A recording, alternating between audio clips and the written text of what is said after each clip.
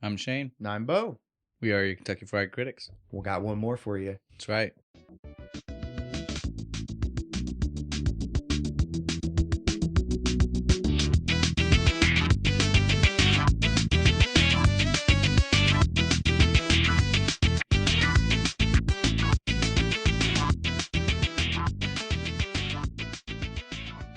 This is episode 40. I know.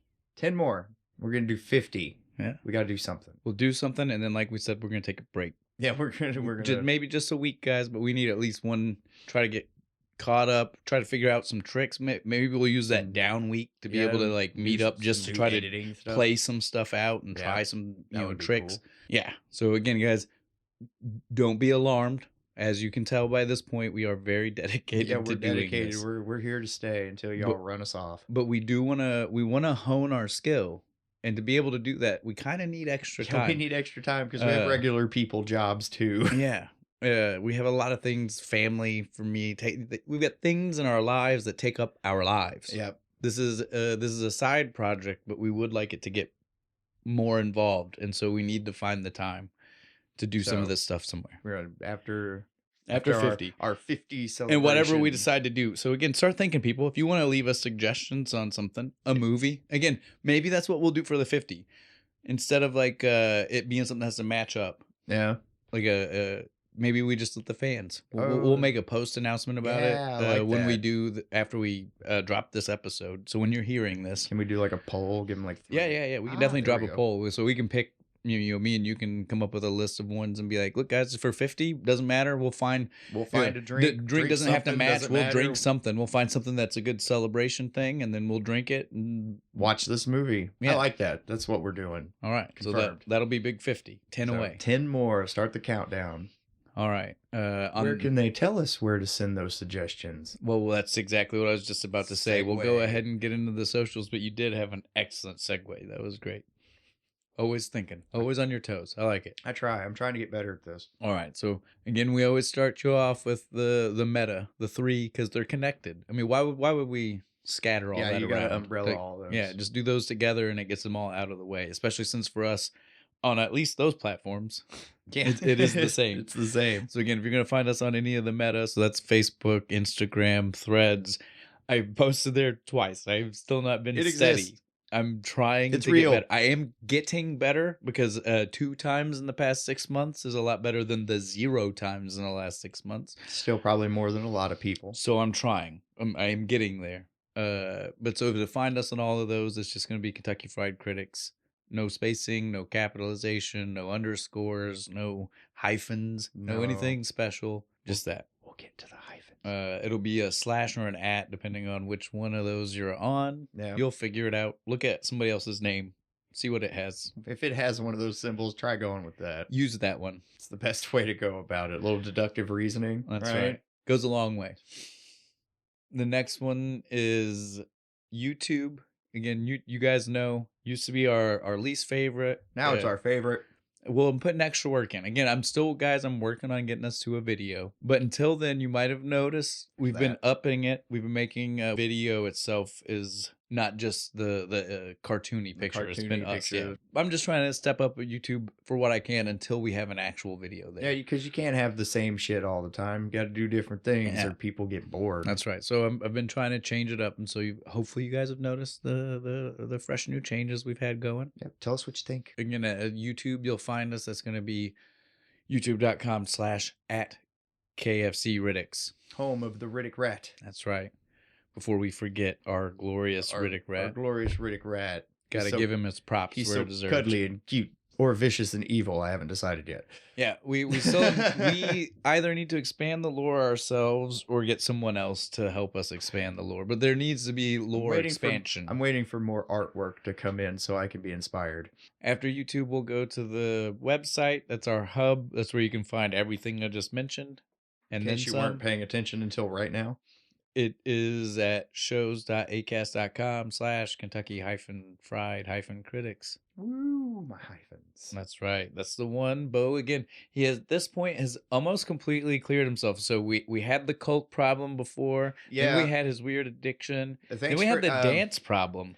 Thanks for pulling me out of that van. Yeah. Yeah, they were gonna take me somewhere. I don't know what was going on. It's all clearing up at this point. I think the Riddick rat has helped He pull did. you away from this. It's very therapeutic. A cuddly little rat friend. You should all get one. Then that leaves our last one. That's just our email. Again, as you were saying, if people want to leave us any kind of thing, if people want to give us suggestions for what we might put on our poll, again, the poll will probably be on Instagram and Facebook because they have options and So you and ways to just do that. click that and Yeah.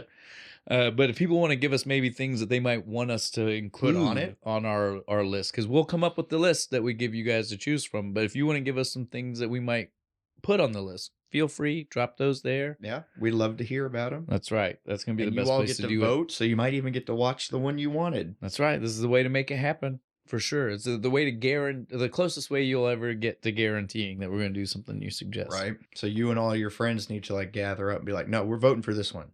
Right. This is the one we want them to do. On that note, we are officially done with our socials, so we will get into everything today. This is our second week of going straight booze. Last week we were doing some fancy booze. Fancy booze with some Courvoisier. This week, as you guys already saw from our posts on social media, is not fancy. Fuck no, it's not. I'm reluctant to even call it whiskey.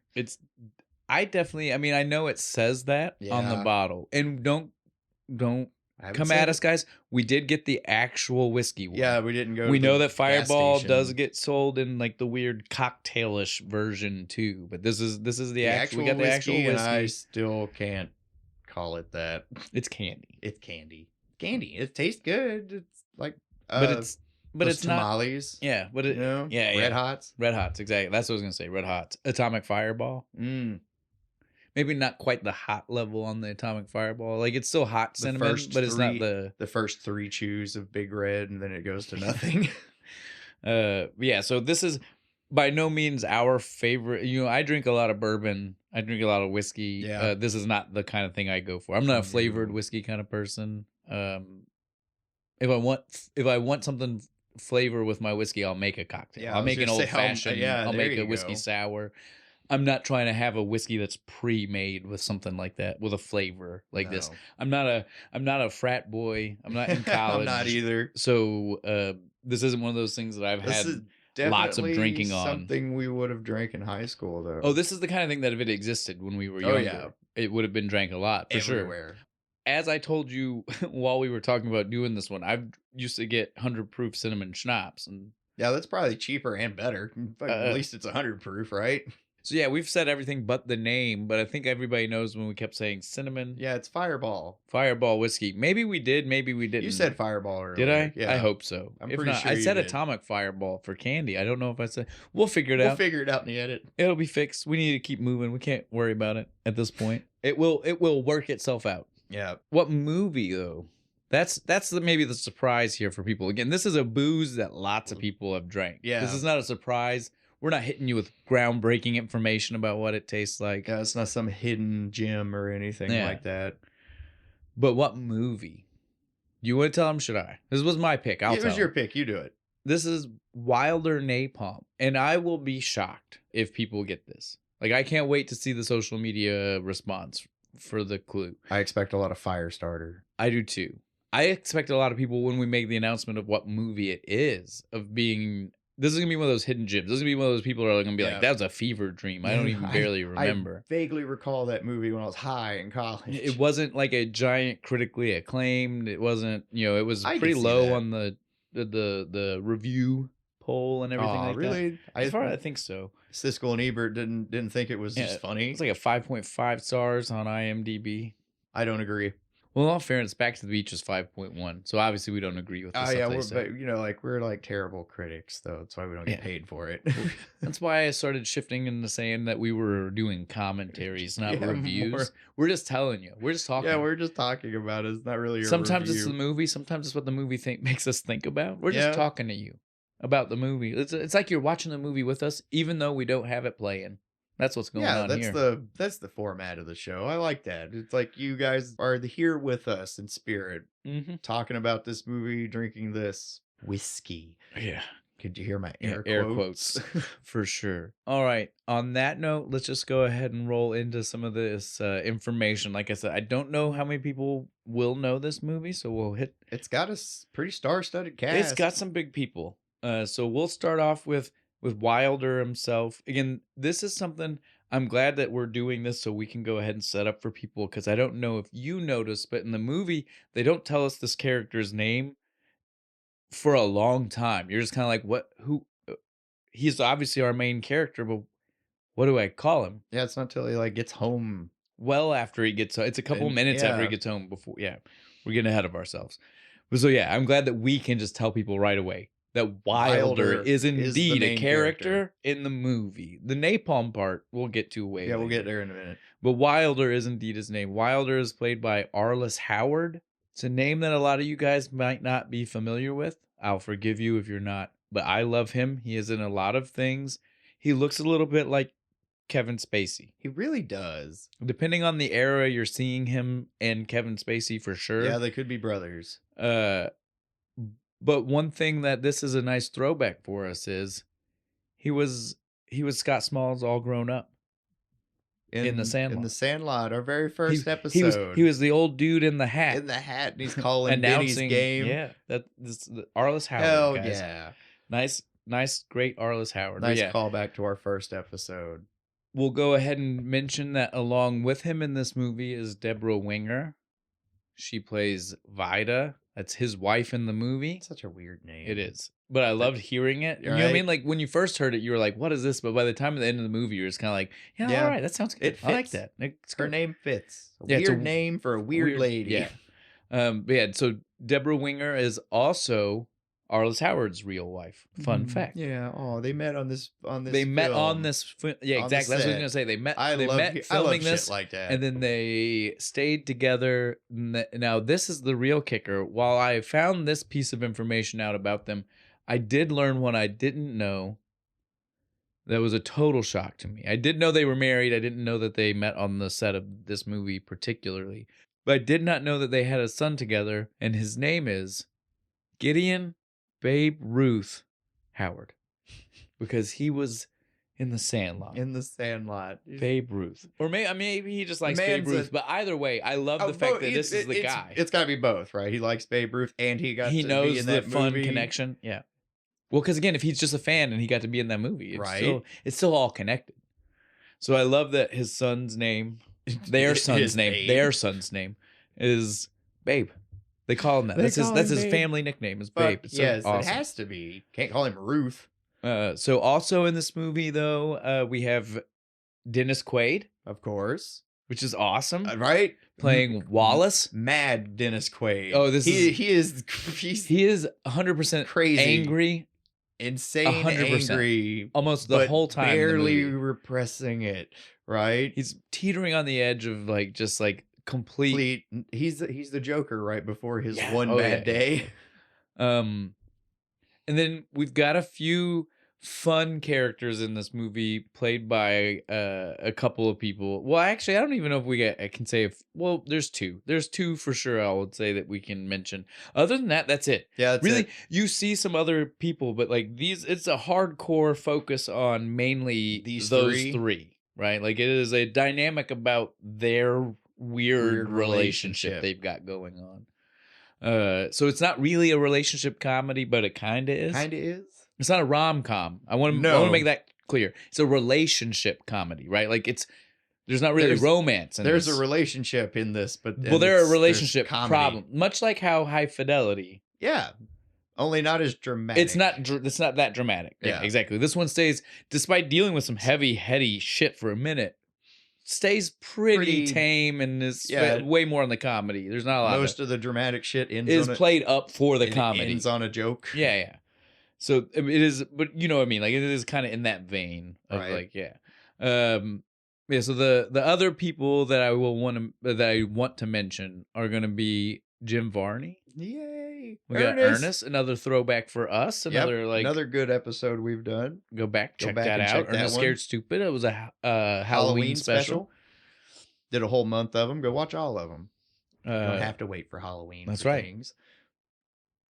But yeah, he plays Rex. He's like the lead carny. Yeah, the lead carny. I love, and don't come at us. I understand carny is technically like an offensive term, but that's literally in the movie. That's what they use. No, it's not an offensive term if you are a carny. You say that, but how many carnies do you know personally? I was a wrestler for a little while. I know a few. Again, I'm just trying to cover ourselves. I don't know if it is or isn't. I'm just making sure people understand we're using it because that is clearly what they say in the movie. It's one of those is like, we can say it, you can't. They clearly said it in the movie. They clearly are just referring to each other as carnies constantly. They're telling each other carny jokes. Yep. Again, although that again makes me feel like this is a thing we're not supposed to, you know what I mean? Like I don't they're feel allowed. like I'm not allowed to say it. They're allowed to tell jokes, right? Because they're carny. So I don't know. I'm just trying to cover ourselves. I'm trying to be that guy. I'm trying to look out for us. Right. Call the legal department. Can we talk about this? You know, like, should we cut this? So then the only other person that I want to mention right now for sure is Emmett Walsh. He's the fire chief. You know what I'm talking about? Yeah. Again, it's one of those people I don't blame if you don't know him by name. I wouldn't either. I can't even right now off the top of my head tell you the things I know him from, but I know one. There, he's the guy who's after Christopher Lloyd in Camp Nowhere. He's the agent. The agent in the I'm T.R. Polk. Yeah. I got a flawless, perfect record, and I aims to retire that. Is that way. a gremlin out in your barn? Yeah. I know the guy you're talking about. Yeah. You're right though. That is the exact guy. He is one of those guys. He's one of those guys. He's in a lot of things. You'll see his face, you'll hear his voice, and you'll be like, "Oh, I know him from." You'll probably blank, movie. just like yeah. You'll blank for 5 minutes, and then it'll come to you. You'll just be like epiphany. Oh, that movie. I love that movie, and then you'll have to go watch it. Yep. But those are the only people I'll mention. Like we've got no. I mean, this is like we said, there's some big people. But they're in those few roles. This isn't like a lot of like supporting characters or anything like that. Probably do this as a stage play. You could 100% do this as a stage play. Again, there is also. We'll go ahead and spoil the surprise. There's also a lot of singing. This is not a musical. It's not a hidden musical. This is not like Back to the Beach. This is not that type of thing. But the firemen like to sing. There are firemen in the movie. And they do like quartet music and shit. I guess maybe it's like what they do on the offside. So just every time we see them when they're just hanging out, it's like the guys on Rocky who hang out by the barrel and sing on the street. That's just what they do while they're fighting fires, and they sound fantastic. So we get some people like that, which again, like you said, for a stage play, that would be it would be perfect. That'd be. Or if you just have these like that's when you're swapping out the set. Yes. Between scenes, they're singing. Yes. So Broadway. I got a job for you. I was about to say, do we need to copyright this idea? I think we should. Maybe we should cut that whole segment. Don't listen. Start talking to people about Wilder Napalm, the movie or the play. Excuse me, Wilder Napalm, the musical. That's musical. There we go. Yeah. So we can move forward knowing that we're not trying to leave anybody out. We will come back to the people singing.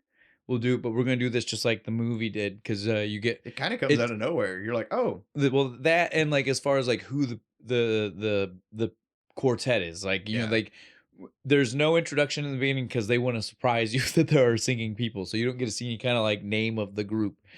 Literally as soon as the credits start because they're singing, they give us a big. So we'll wait. We'll tell you that just like the movie did at the end. We'll be like, in case you want to look up this quartet that you've heard us talk so much about. There you are. At the very least, just go look up the segments from this movie. Certainly. Of them singing. I'm sure you can find that. Yeah, I'm sure you could find that on YouTube real easy. Just go. Yeah.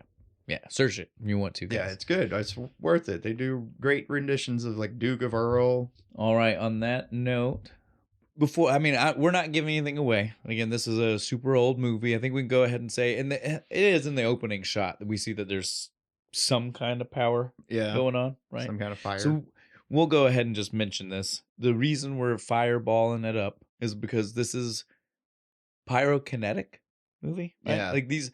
I described it in my notes as Firestarter, but wacky. Yeah, well, that's the movie for sure. But yeah, I mean, like the power. They're they're both pyrokinetic. Mind fire. Yeah, pyrokinetic. Is that the term I think for so. it? Pyrokinetic? Well, yeah. Telekinetic is when you can move things with your mind. So making fire with your mind. That makes sense. I'm just trying. These are Latin things. We got to make it sound smart. Yeah, so this is a 100% a movie that's dealing with some crazy stuff. There's lots of fires. Trigger warning: if you got some problems with fires, Right. this is maybe not the one to watch for you. Again, this is a comedy. This isn't like Backdraft. I'm not saying you're gonna get scared, but there are fires. But there's if you visually have a problem with fires, some of them in the movie are super fake FX. Some of them are very real very looking. good looking effects. Well, some of them are just real. Yeah, too. some of them they just lit that guy on fire. They do just set some things on fire for the movie, for sure. Vehicles, a couple of... they burned down a whole house. That was pretty cool. A whole carnival? Oh, yeah, they do. We need to bury the lead on that one. We need to stop ourselves. Yeah, the movie is not afraid of fire. That's for sure what I want to make sure we get at before we start. They go full on. But so we'll go ahead and just move into it. The movie opens with a cold opener, right? Yeah. Of the carnival. We don't know anything that's going on yet. Nope, just a nice carnival. Well, not nice, but a carnival. Well, we don't know it's not a nice. Just until way later. Everybody, kids running around having fun, eating popcorn, and we cut down to like there's nice carnival music playing in the back. You guys know me, I got to tell you the music, but it's not big yet. It's not important yet. Just some carnival. Generic. And we get a clown sitting in his lawn chair smoking a cigarette, and the snake lady. For lack of a better one for her. She's like reading the like how to impress people on TV guide or something. I don't know. Or like how to impress David Letterman. It's how to impress people like celebrities. Yeah, it was weird. Yeah, but it was all tips for how you. Frank Zappa says acknowledge the posse. Not Frank. Or was it not Dweezil? Is it Dweezil? This is why I was so excited. I have my notes right here that I get to tell. I get to squeak to you about Dweezil because it's Dweezil Zappa, like we had mentioned before. For what was that? Spirit of '76. Yeah, the Zappa kid. The Zappa kid. Yeah, he was specifically talking about one of the Zappa kids, Dweezil. I was like, what a great fucking name drop in the middle of this '90s. That's a cool name too, Dweezil. Yeah, his other son is Ahmet. Ahmet Dweezil. Ahmet and Dweezil. No, that's two different kids. Ahmet and Dweezil, and then the daughter was Moon. You can turn that Moon something. You could somehow turn that into an Abbott Costello bit. Yeah, you get what I'm saying. He had some weird names for his kids. I loved all of his kids' names, but that's neither here nor there.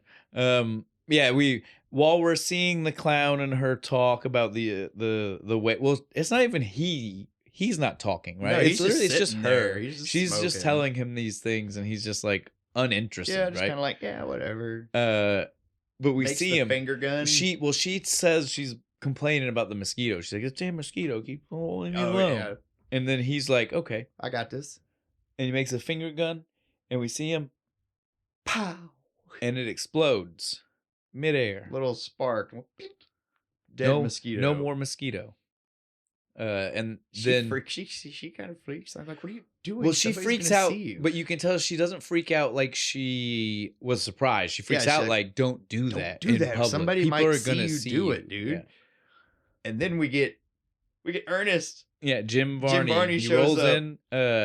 Rex. He's Rex. Our again. He's our hillbilly. I don't know if he owns operator. the carnival because later on he talks about he talks about selling the equipment. So maybe he's the owner. I don't really know. But this is a traveling carnival / circus. I say this because we do at some point in the movie see animals. Yeah, there's elephants and shit. Right, and clowns. He's a clown. Yeah, he's a clown. So it's not quite just. Like traveling carnivals usually don't have the clowns. It's usually just the rides and the games and shit. So this is definitely like a circus, despite the fact we never see more than the fact that there is the clown, snake lady, and a random elephant. It's very low. We don't see a tent where we can see that they're putting a show on. It's just trailers that they just roll up. So you get what I mean? Like that it's like there's a weird plot hole here. The cheapest fucking circus ever. Of where somebody was like, they're a circus, but then they only bought carnival props, right? Like they didn't understand the difference between the two. Really heavily on that clown and snake lady to carry the fact that and the elephant for the 5 seconds that it's there. It's a very talented elephant. It did its job. It did it well. I mean, I can't complain about what it did. But yeah, so Jim Varney shows up and he pulls out superhero suit. I like for lack of a better way to That's call what it this looks thing. like. I like the suit. It looks cool. And this sets up for us one of two things, and we've already told you he's evil in the movie. He's evil. So normally I would tell you it's setting up superhero, supervillain, but obviously I think he's gonna be supervillain. Yeah, he's supervillain. He's our bad guy. This is our proto Joker. Yeah, just not quite yet. And then Rex also drops the name for us, right? Yeah. Well, again, if you didn't know, just seeing the outfit, again, red highlights, already going to be bad guy most likely. Oh yeah, definitely. And then he also gives us the name, and the name 100% locks in. If you didn't know villain hero, what it is, tell us the name. Dr. Napalm. There ain't no hero with a name like there's Dr. no Napalm. There's no hero with Dr. anything, is there?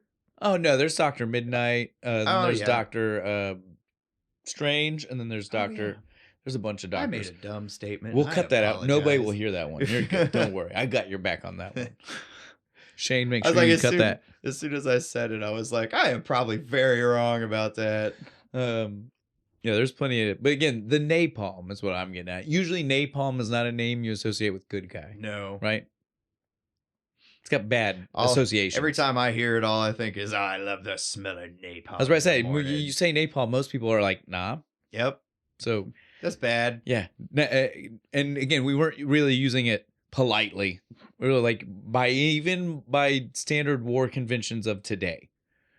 Oh, we still use it. Well, no, we do. But the conventions on which we are allowed to use it are different because of some of the times we used it. Yeah, that's true. We were told, hey, can't do that. And we're like, too far. Yeah. So again, like I said, napalm, it's got some negative connotations to it. So it's definitely a villain name. Definitely a villain name. But Rex also lets us see he's got 2 spare fire suits for the assistants. Whoever that ends up being.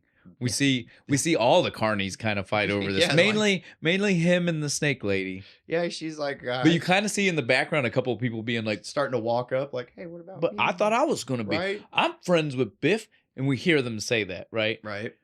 We don't know yet. We've already told you his real name is Wallace, but for the movie plays it like we told you how you don't find out Wilder's name for a long time. For a long time, you will think his name is Biff.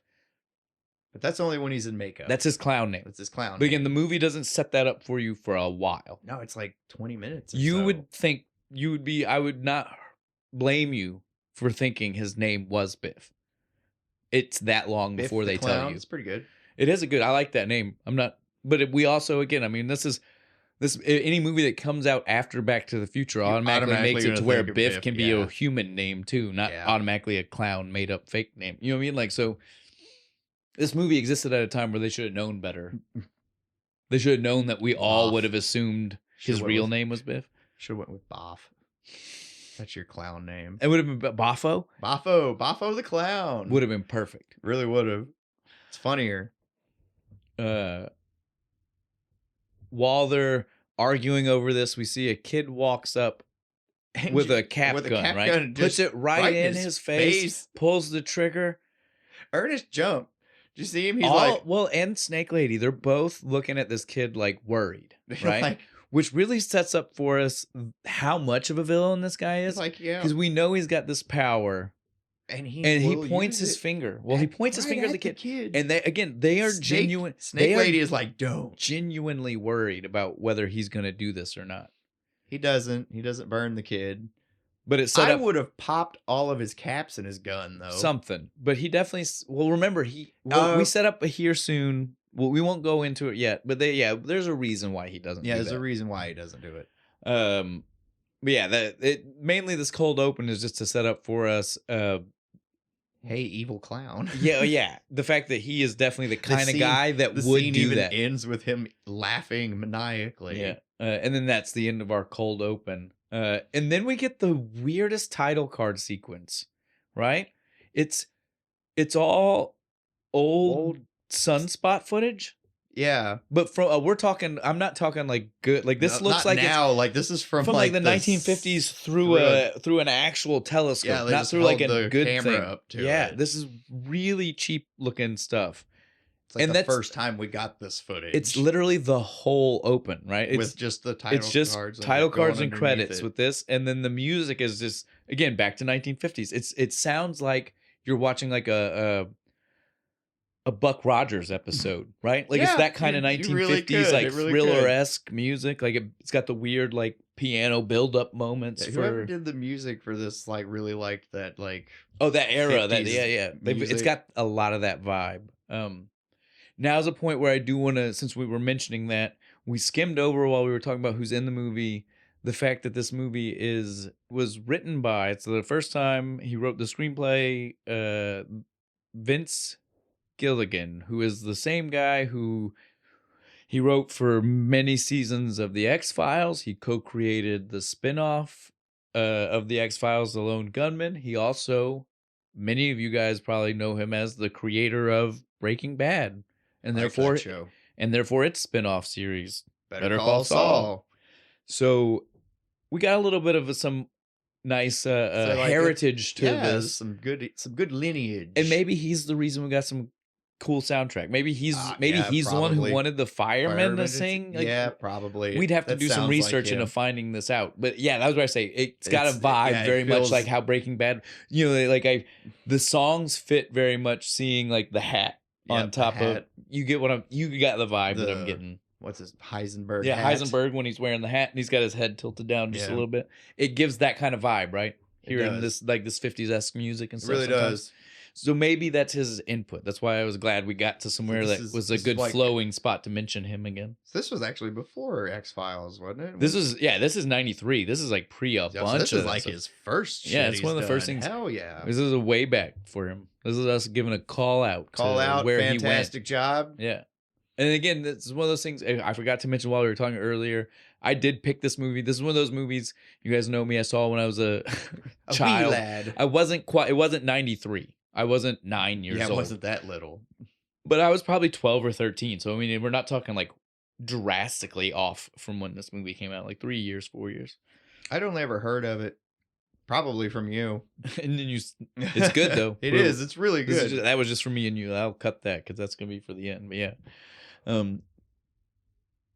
All right. But yeah, we don't need to go into the open. I mean, not the open, but the credits roll anymore or whatever. It was just weird that it was old Sunflare footage. Yeah, the whole time. That's all we get. And they really want to drive home the fire. It ends with Wilder Napalm. Almost Jurassic Again, Park still fires. having no context as a moviegoer why what the that's fuck is happening. The name of the movie. I was sitting here watching it, never seen it before, being like, all right. And I didn't tell you either. You were still just being like, why? I was like, all you told me was like people throw fireballs. Yeah, and so you're like, I get where napalm comes from. You're like, yeah, what's Wilder about it? What's that? What's Wilder? You're like, that's not a word. I kept thinking like Van Wilder. You're like, that's not a word. It would be more wild. Right. And then we had the scene with the clown. I'm like, so it's a movie about like an evil clown that summons fire? Like, what is this? You're like, is this a sequel to Killer Clowns from Outer Space? What's that would be cool. More evil, more killer clowns from outer space. All right. Yeah, so once the title cards are finally over, we get to actually see our main character. I say see to you because again, like I said, we aren't necessarily introduced to him. No, we don't find out his name. We just see what he's up to. He works at a photo booth. Yeah, one of those old school, like in the middle of a parking lot. Yeah, like at a strip mall. It's big enough for a person to sit inside. He probably still doesn't develop it. He mails. It was essentially a booth where you said, "I don't want to mail this. You mail it for me." And then they will bring it back to your booth, and I can come pick it up later. Right? Like it's such a weird concept. It slowly died out. A lot of people would tell you. Yeah, well, people would tell two things. People originally would tell you, like, if you were to ask a lot of people, they'd be like, "Oh, digital did not kill this out."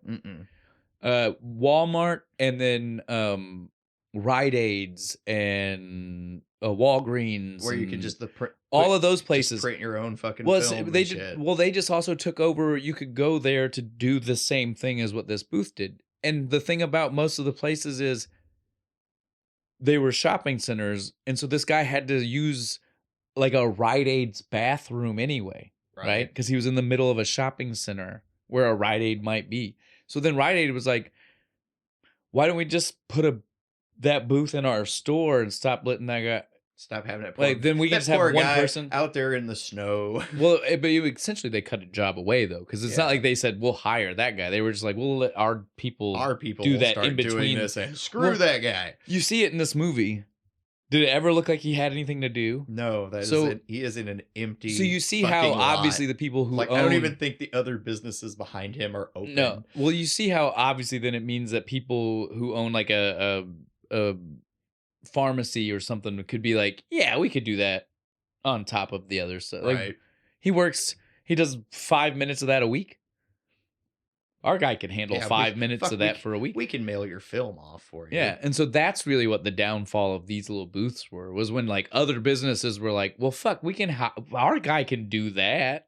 He can handle mailing something. Right, we don't even have to hire another guy. We just give another guy another task. And so then if you could all of a sudden take care of your random pharmacy stuff and do that, you had no reason to go out of your way to stop at the booth in the middle of the other parking lot. Nope. Then they got knocked down and turned into like topiaries. Yeah, you can't even see these little buildings anymore. Should have kept a couple of them because this one's kind of cool. It looks like a camera. Yeah, well, give me a second. I got the name of it. The Photo Quick. Yeah. It is dope. It's a little yellow. It's like it's somewhere between camera and camera roll all at the same time, right? Yeah. It definitely, from one angle, looks kind of like like a disposable camera. Yeah. But then from another angle, it kind of looks like a box that you would get a roll of film in. Yeah. It's nice. It's a neat little thing. Depends on what side you're looking at. Yeah. So not only are we zooming in on this, we see that our main character works here. He is the one doing that menial, crazy, stupid job we were just telling you about. He sits here 9 to 5, and they're setting up for us just how much of a strict by the book kind of guy he is, right? He's in the middle of the Midlothian. Did you see that? What a word. I heard her. The woman announces it. Midlothian? When it's clothing. Yeah, when it's closing, she goes, the Midlothian Plaza is closing now. It is 5 o'clock. And she said that, and you instantly see him pull up his watch. He looks down at it. 3 minutes early. Yep. Still time. Or no, 5 seconds? I don't remember. There was only a few seconds. He watches it count down to it. But it was early, and he was just like, nope, still not time. Going to stay here till it says 5 o'clock. So they're clearly wanting us to see he's a very by the books kind of guy. Even when he leaves, he's very stiff. Oh, he's a super stiff guy. The whole time we see him, he's walking down the train tracks like he's a fun kid. Again, we'll see this a lot. We'll bring this up a lot. Yeah. There's a lot of these weird moments where we see all of these characters with very childish. Yeah, they're very childrenish. Yeah, in their demeanor. So we see him like practically skipping down the train tracks, but he still looks stiff as a board. Right. The whole time. He's doing kid-like things. Trying to be relaxed, but he's not. Like he's trying to force himself, but it's not there. Yeah, it's not working.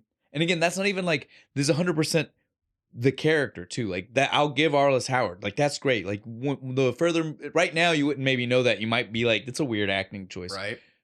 Once you know the character, you're like, no, that totally fits him. That makes sense for this guy. He's got to maintain that discipline. Yeah, no matter what, all times. And so it's one of those things that comes back, and it'll keep coming back to it. But yeah, so we see him. He's skipping down the thing. He's picking flowers. We almost forgot to mention he also had his Firefighters magazine with him. He had it in the photo booth. That's what he did to keep himself entertained. You can see him. The main reason I mention it now is, like I said, he's skipping down the train tracks, and he's holding it against him the same way a kid would a comic book. Right. And he's picking the flowers, so he looks like this little kid going home to mom. Right. He does. I didn't even pick up on that. Like I said, there's lots of it, dude. Lots of childlike antics. They really drive home this weird childlike influence. These fucking people never grew up. I'm telling you, dude, for sure. He starts doing weird poses as he's walking. Right? They're so awkward looking, though. Again, he's trying to be like he's trying to reach for this kid. Yeah, like I used to be so much fun. He gets home. When he gets to the yard, we see a sign. Please, please throw paper past this point. Sign. Yeah, and then it's right. We get no explanation right why up next to it. Yeah, and then he walks past this old jalopy. tries to start it. Doesn't start. You clearly setting up for us. You can tell that that's just like an everyday thing. That's what he does. Hoping it's just randomly going to start. Me too, man. Today's the day. It'll do it. Today's the day. I'm going to get it. You just got to catch it on a good day. Then we pan to the roof. The roof of all places, right? Yep. And we see ankle monitor. First thing we see. Big giant 90s ankle monitor. This is not even 90s. This thing looks like it's supposed to be from the future. This thing is it's totally seamless, right? It looks like it's 90s version of future tech is what this is. This is in no way. It would not be out of place on Star Trek. Yeah, this is in no way what they actually used in the 90s. This is just so fucking crazy looking to me. But yeah, so she's wearing the ankle monitor. Clearly now explains to us why there's the sign about the paper. It's to make sure she doesn't set it off while she picks up the newspaper every day. So we're like, and the paper boy's an asshole. He puts it right outside. Yeah, it was. Well, and I don't understand. Does she shoot the arrow at the paper boy? I don't know where because he pulls it out of the on tree. His way in, he grabs an arrow, and again, just like everything else we see him do, it's like it's every day. Yeah, you're like he did it just like he started the jalopy. It was just like everyday occurrence. Do her and the paperboy have it out for each other? Maybe they have some serious because beef. We never go back to this arrow. We never see anything about it. I could believe it from her. She fucking shoots arrows at the fucking paperboy. We don't know enough about her yet, but she is definitely that kind of crazy. But yeah, so she's on the roof. She's reading some Stephen Hawking's. Yep. Vida. We hear. Yeah, Vida. He yells to her because he's trying to figure out where she's at. She comes running. They don't let us see how this works. Again, this is a trailer. This is not a house. Yeah, this is a tiny little trailer. Like 50s style trailer. Get back to the 50s. And so she climbs down from the roof, and we get to see the calendar, the makeshift calendar on the fridge, counting down the days until Vida. It's on. Yeah, it's on the calendar. Vida's house arrest. It's done. Yeah, and it's almost over. She's got 3 days. 3 days left. And as soon as she gets into her husband, I mean, we barely get dialogue. She is just on his bones, man. She is ready to jump fuck right now, and she wants to fuck here, there, everywhere, except for a bed. And the only place he wants to do it, because again, like we said, he's a very by the books. Yep, by the books. So obviously, the only place he even keeps telling her, we have a bedroom. He's like, yeah, but we can put the leaf in the table. He's like, I don't know where it is. No, that was the funny part. Like she's trying to even like find the thing that's least risky, right? Yeah. And so she's like, kitchen table, and he was even like for it until he goes, but not without the leaf. Do you know where the leaf is? Like that was the thing. He's like, if I can't make it long enough to be safe for us, we can't do it there. Like, there's not enough room. It's so funny. And then finally, after they go through this conversation over and over, he's just like, well, why don't we? At this point, I'm just exhausted, and I kind of just want to. Yeah, I'm nostalgic for the bed. Yeah. Oh, what a line! I'm nostalgic for the bed. And so then we see them go to the room, and we assume then he gets his way, right? We assume that's going to be nice vanilla sex. Yep, just going to wake up in the morning in bed. No, we get a nice transition in the morning. We're close. We don't need to keep this. I just want to ask you: did you watch this on your TV or just your phone? On my TV. When they did the transition in the morning, when it was supposed to be the time lapse, did it flicker? It flickered a lot. Okay, dude. It was like, I was like, man, I'm glad I don't have epilepsy. The like sunlight in the window, strobe affected all. Right. I was like, I'm glad I don't have epilepsy. Yeah, so be careful on that one. Yeah, it was intense. I was not ready for it. And it never happens again. It was literally whatever effect they tried to do there didn't work out right.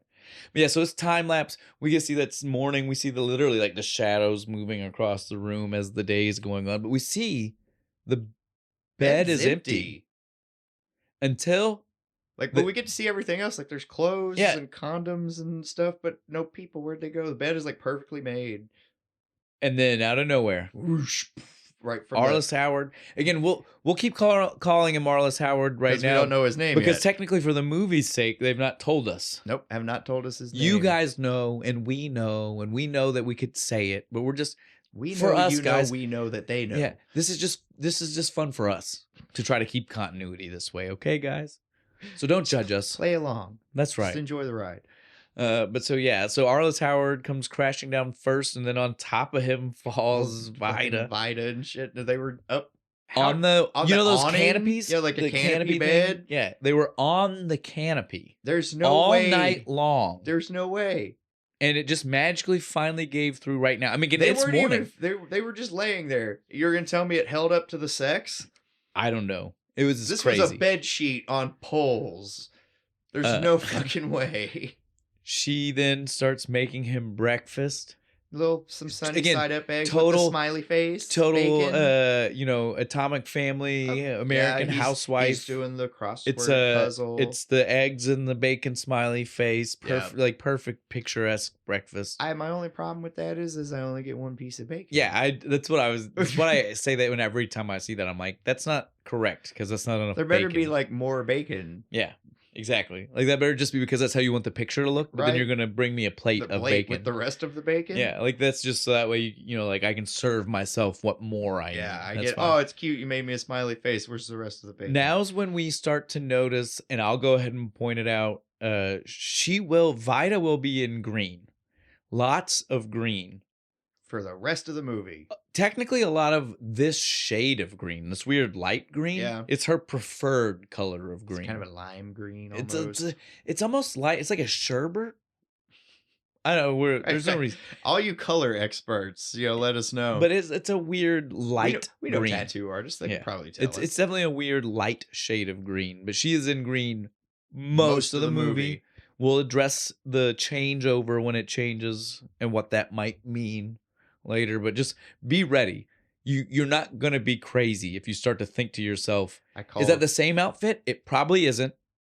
No, but it looks like it. But it will look like it. Call her the Mad Green Lady. She's definitely so much fucking green, dude. There's so much green. Every time you see her, there's too much green. She's the Mad Hatter's niece. That's what I've decided. One thing we forgot to mention while they were getting frisky with each other, she starts to touch his hair. Oh yeah, and he's like, "No, leave it." He's got a pear piece. Yeah, bad burns. Bad burns. All over the top of his head. Again, you only see it for a split second because then he does talk her into like she's into it. Yeah, he wakes up with it off, but then instantly, right back on. They also get kinky with the paint. What was that shit? I think it was supposed to be like crafting glue. Crafting glue. You're not supposed to eat that. Yeah, I know. That's what I was going to say. It looked like crafting glue, but she eats it. So I don't know what it is. We're past that now. We're in the next morning. We don't need to focus. I thought it was gross. I was like, it is gross. Don't eat that. That's why I went back to bring it up. But I'm just saying we don't need to focus on it. I just want to talk about the weirdness of it. She's a weird lady. She is. She's a very weird lady. She stays weird the whole time. Then we see a conversation with him though over breakfast where she pretty much just is like, I don't understand why you won't show off your power. Because the night before we're bad at this today, dude. We totally forgot to mention before they were, or is it right now? Is this where he lights it's right now. He lights her cigarette right now, right? It wasn't the night before, was it? It's right now. Yeah. So we see while they're having breakfast, he lights her cigarette for her. She's like, do it, come on, do it. And he's like, he didn't want to at first because he's like, I might burn you. So now we find out that he's got the same powers. So again, like the movie starts. There's two of them. Yeah, the movie starts, and you might, especially once he pulls the thing off, you might think maybe he's someone who's been assaulted. Like by Dr. Napalm. Dr. Napalm already got to him, and he's like going to be the superhero, right? Like I seriously thought this was going to be like a superhero movie. Yeah, but so we find out that he's got the power to this amazing gift, and that's what she keeps telling him. She's like, I can't believe you got this amazing gift, and you won't do more with it. We could be rich. You could be a god. They would worship you as a Mayan god. I was like, that's a little extreme. Well, she also makes a Nazi reference. The weird thing she called him. Gruppenführer? Yeah. That was a little weird. Yeah, I was like, we don't like those words. I was like, lady, you're hitting a lot of uncomfortable. I don't want to be the Gruppenführer. I never. You're hitting a lot of uncomfortable things. Even here. if I was king of the world, I would not refer to myself as that. She starts playing the cello, and he gets ready for work, and then he heads out, and she had to have dropped this cello mid fucking note because you hear it play and then you see her at door. It's so quick. If I were to catch the house on fire, no. She says something like, she just says, if I were to call you in the middle of yeah. the day, would you come home? And then he says, not even if the house was on fire. And you're like, kind what? of a dick thing to say. No, it's all dick. And she still acts like everything's good. And I'm like, what kind of relationship do they have? He acts totally disinterested the entire time. She wants to have sex and he has no interest in that. I gotta go to work. But you can tell he cares for her because he picked the flowers. Yeah. He took the time. I don't understand this dynamic. Emotionally repressed where he can't even show it to her, I guess. These two have such a weird dynamic, though. A therapist would have a field day with these two. But then when Wilder makes it to... Well, not Wilder yet. Arliss. Right? Or no, I think he might finally... Oh, she dropped it at some point during that. Yeah. Now. So we can go ahead and drop our little cover here. Wilder makes it to work. Yep, right? Back in his little booth. Whole world gets disrupted, though. All these goddamn trucks start rolling in with all this circus the ground is shaking. It's like an earthquake, too, in his little tiny photo booth. And he doesn't really... They circle around like a wagon train. He doesn't even get a lot of time to process any of it, because as soon as they start showing up and he's they're around, instant, dude. They hop out of these vehicles like... They start getting ready to go. You'd think the door is still open when one of them jumps out of the vehicle. They didn't even turn it off, right? He just let it roll. It's stop. Insane how quickly they start, which I guess you'd have to do. Yeah, you would, just to make sure, you're rolling from town to town. You got to get it up in a timely fashion. Time is money. Gotta get it done. Gotta get the show going so we can get some of these fucking marks in here. Yeah, so they instantly plug into one pole. Fucking pole. So they're running the entire carnival off of one outlet. This is totally insane. I can't even fathom how insane this is. But like he gets he doesn't even get to do anything because he gets the page from the fire department and has to go home because she lit the yard on fucking fire. Yeah. Well, as they were setting up, though, I want to point out he makes eyes with those two nasty carnies. Yeah. I only point this out. Spit the gum. Dude. I was like, there was a reason I want to bring this up. Yeah. I hated it. He eyeballs these two carnies, and I guess one of them's supposed to be the alpha between the two of them. Because again, they're not the leader. He's the one that's Varney's the leader, but he's got to be the dominant of these two, right? Something. But so he locks eyes with them for a second, and then in a show of dominance, he looks over at his buddy and spits his gum into his mouth. And I was like, that's not dominance. I don't know what this is, but that was messed up. That was gross. And that's the exact look that Wilder gives him. He's just like, am I supposed to be intimidated by this? Because I find this disturbing. Yeah. Then he gets the page. Yeah, then he gets the page. Fire department, they're on their way. They just roll up and pick him up. Like nothing. It's so funny. The most just roll through the parking lot. Because they don't have a working vehicle. The only vehicle they have is the jalopy that's not running. That's why we always see him walking the train tracks and stuff. He walks so funny. Even he will not run. He never runs. He just walks in a quick, brisk fashion, and then hops on the fire truck. As the fire truck rolls away, we zoom into Biff in his trailer, looking through the window slats. Like, Now he didn't see Wilder yet. Did he not? I thought he did. The way the fire truck pulled out, there's no way he could have. That's fair. If they wanted us to think he had, they filmed that really wrong. They did not do a good job. Because the angles on it don't line up to where he could have seen. Yeah, because you don't see him peek through the thing until the fire truck's going. Yeah. So if they wanted us to know that he had already seen him, they did that bad. And I don't think so. I think later, when he comes out, we don't know. Yeah. But I think when he first comes out in full clown regalia is when he realizes that's who that, it is. Yeah, his brother is here. Yeah, so give me 1 second. But the main reason I bring up Biff in his trailer, though, is not to talk about if he saw Wilder. It's to talk about what he does in the trailer, which is he pulls out that half-burnt picture of Vida on the wedding day. Yeah. Right? Just her in the wedding dress. We can't see. Can't see who's been burnt out of it. So right now they're leaving it up to us to Vida. Were they married first? Or what's going on? Who was in the picture? What's going on here? Yeah, so we don't know. But now we do know that at least they all know each other. Yep. This is our first clue that to us that it's not just a coincidence these two people have magic fire.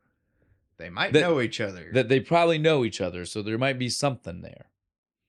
But yeah, then we see that Wilder rides out with the fire truck to his own house Vida set the yard on fire to make him come home. Well, to prove a point, he was wrong. He was. A fire was the one thing that? she knew would bring him home. Yep. And indeed, it did. She fucking lit it on fire with one of her cigarettes. Well, and he sees the cigarette. He does. And he hides it quick. And then she tells the fire chief.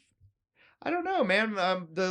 I had this and I had a drinking glass on the roof, and I guess the sun must have caught it just right, and it focused its rays, sir, right onto the grass, and it must have just combusted. I don't know what else to tell you. Second time in 6 months, Vida. You seem to have bad luck with fire. Yeah, it's a good thing I'm married to a fireman, isn't it? Works out really well, huh? He's like, yeah, it does. I love the way he talks. Yeah, the really. Fire chief. He like almost eats his words. Yeah, right? yeah, it it does. Definitely helps us understand why she probably likes Wilder, because it's a combo, right? Like, she's a pyro, he can set fires, but he's also a firefighter, so he can keep them safe. Yep. He's like, oh, good, we're not gonna like kill anybody. As far as we need to know right now, that's what it is too, right? Yeah. Like, I mean, we find out there's more to this relationship later, but as far as we know right now, it's literally that. It's just like this perfect combo for her. She's a pyromaniac, and he can both start fires and put them out. Perfect combo. She even tells him, "It's not my fault, honey. It's a boredom-induced incident. I got bored, so I started a fire. You know how this works." If we don't understand that she's a pyromaniac. That statement. Yeah. And if you didn't, again, we still haven't been clearly told why she's under house arrest. But obviously, between the fire today, the 2 other times before today, and the way the fire chief talks to everybody. We can assume it's arson. We definitely know it's got something to do with fire. Something to do with fire? There's a fire involved in that history somewhere. She went around burning nuns. I don't think you'd get house arrest for that. You'd get more. At least a week in jail. Then as he's riding off on the back of the fire truck, this is the crazy part about Vida. She is so nuts that even though he is clearly upset that she did this, pissed. She's still smiling. She's like, still happy about all of it. Oh, I want you to bring the helmet and boots home when you... He rides away clearly upset. Right. And she's just like... Yeah, bye. And again, it doesn't help that all of the people that he works with in the fire station love her. Absolutely love her. He's trying to be mad, and she's smile waving, and they're all smiling, waving back to her. Yeah, doesn't help anything at all. No, right? These fuckers aren't helping me at all. Right, that's exactly what it is. And then he rides back in style. Right, they're all in their street clothes. Him and the other 2 guys on the back of the truck, and I was like, just hops off. I don't think that's how that works. No, right? Like just in your street clothes, and they're like dropping you off like a bus at a bus stop. Dude, there's your stop. No, pretty sure. But it was not dope as shit. Dude, that's how they should do it. Like, yo, just take me home. It gave him quite the entrance. It really did. Like, if only there was someone there to actually see it. I guess this time the carnies were there. Yeah, they were there. But they don't like him, so it doesn't count. Weren't really paying attention. They're still setting up and everything. We see this crazy, they zoom in on the electrical this time. That is not safe. We knew they hooked into it, right? But we didn't get to see how bad it was yet. This is not safe. It is like it's like 9 of those extender, like 3-way splitters stacked on each other, and then everything plugged into the side. And so again, then it's plugged into the jank freaking plug on the pole. Well, and some of the things plugged into the sides are other extension cords, because as they zoom out, you see like lines and lines of more orange extensions. There's more splitters, and it splits upon splits. So this is, again, we're coming from children of electricians. Super not insane. safe. This is insane. No wonder they would have blown up with the kind of shit they were trying to draw. Somebody's getting electrocuted, let alone just blow because think about how much power the things they're running. You know, like we're not talking the Ferris wheel is plugged into this thing. We're not talking that they're running a television here. No. We're running giant equipment on this We're running like triple the amount of power the building behind them needed, right? Jesus Christ. Just for the lights and shit on the fucking rides. But so Wilder gets back. He sees this. He steps over all the damn orange cables in his way so he can get back to his booth. He's trying to put it out of his mind. It's like, just whatever. Let it there. It's a circus. It's a really hot day, and he just got out of a fiery situation. Yeah. So he's trying to cool off. Turn his air conditioner on. This air conditioner that's been built into this building since the 70s and never replaced. He's lucky it turned on to start with. But he turns it on, and of course, trips the breaker. This is the one step too far. Yep, the one bit of power that was too much. Everything shuts down. All the carnies turn around. They're pissed off looking. They're trying to figure out what it was, and then all of a sudden they see him fling his door open, and they're like, pissed off too. Like bits of it fall off. Well, and you see, like, he's walking. He is fully doing the like, I'm alpha dog, right? He's walking over there like, these motherfuckers, they're not going to show me. I'm going to show them. Right. They're going to watch what kind of power I have right here. He goes over there. Well, before he even unplugs it, he lets them see. He looks at it, so he clearly is like, yep, this is the problem. This is the problem. He sees the breaker. He doesn't even try to flip it to see if that would still fix everything. Right. He unplugs it anyway. He's like, fuck it. I don't care if it will run. People. Now it's running. Fuck you guys. Goes back in there, turns his air conditioner on. Rex, though. Rex is not having that shit. Hell no. He goes over. He plugs everything back in. Goes over. Again, which means that it doesn't solve anything. No, the carnival stuff is still not running. He just does it because he knows it's going to turn off the AC. Goes over, grabs the power drill, and points it at the little thing. And then everything shuts down again. Some next level shit right there, right? Like, that's some spite right there. Right. It's like, I know I'm going to do it again. I'm going to do it on purpose. All right. And then we, from there, we get, now's the moment where we know for sure. Yeah. That he's seen it. That, we'll still say Biff. Biff. Although we are minutes, I think we can go ahead and say this. Yeah. We're like minutes away. Yeah. His real name is Wallace. Yeah. We will save the actual introduction of every other piece of information from that, for the seconds from now when it happens. Seconds from now. But yeah, so we see Biff / Wallace in the trailer, and he gives us the little bit of exposition that goes on here. So he is brothers with Wilder out there. They haven't seen each other in 5 years. Since the marriage. Since he got married to her. And so we can tell, again, we still don't know what the animosity is. There's some beef. But there's definitely animosity. We can't tell if maybe he doesn't like both of them, or if it's just Wilder. We don't know details yet. No, we just know that something's up. That the three of them have a history. And Snake Lady gave him terrible advice. Yes.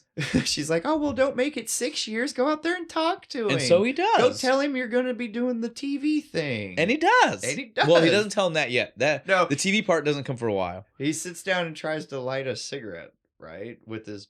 Well, and it shows us that he does not have the control that Wilder does. Which is crazy because he's the one that uses his power. All the time. And Wilder never uses it, right? He damn near lights his whole trailer on fire. So he's definitely not got the skill, and we can see that this is the first time we really get to see that. Yeah, and then we go back to Wilder, and they're the elephant. They've got the elephant. They're gonna like knock his whole little fucking booth over and just get it out of the way. But right about that time, Biff / Wallace walks up, and he's like, "Well, what's going on here, boys? That guy's messing with all our power. Burn him, Biff. Burn him." Well, I can't do that. That's my brother. That's my brother, Rex. And fucking Wilder's just like, so, Wallace, you're a clown. Good job. Way to go. And he just shoots back at him. It's like, you run a freaking photo booth. Like, you're not doing any better. The way they knock at each other, right, is so it's always like kids. Like, again, you feel the sibling rivalry between the two of them every time they talk. They're like one step above calling each other poopy head. Wilder climbs himself down from the booth and kind of just stands there in like a moment of dissociation, right? Like, he literally gets outside and just like he in disbelief that his brother is just standing there in front of him, especially with all this shit. And dressed as a clown, right? That would fuck with me the most. All of it's got to be a little bit of a shock to the system for sure. It's like, hi, bro, why are you a clown? And he whispers to his brother, "Do they know? They know about your powers? Yeah, they know. We're one big nuclear fucking family here." Fucking all the carnies like come over and they're like, yeah.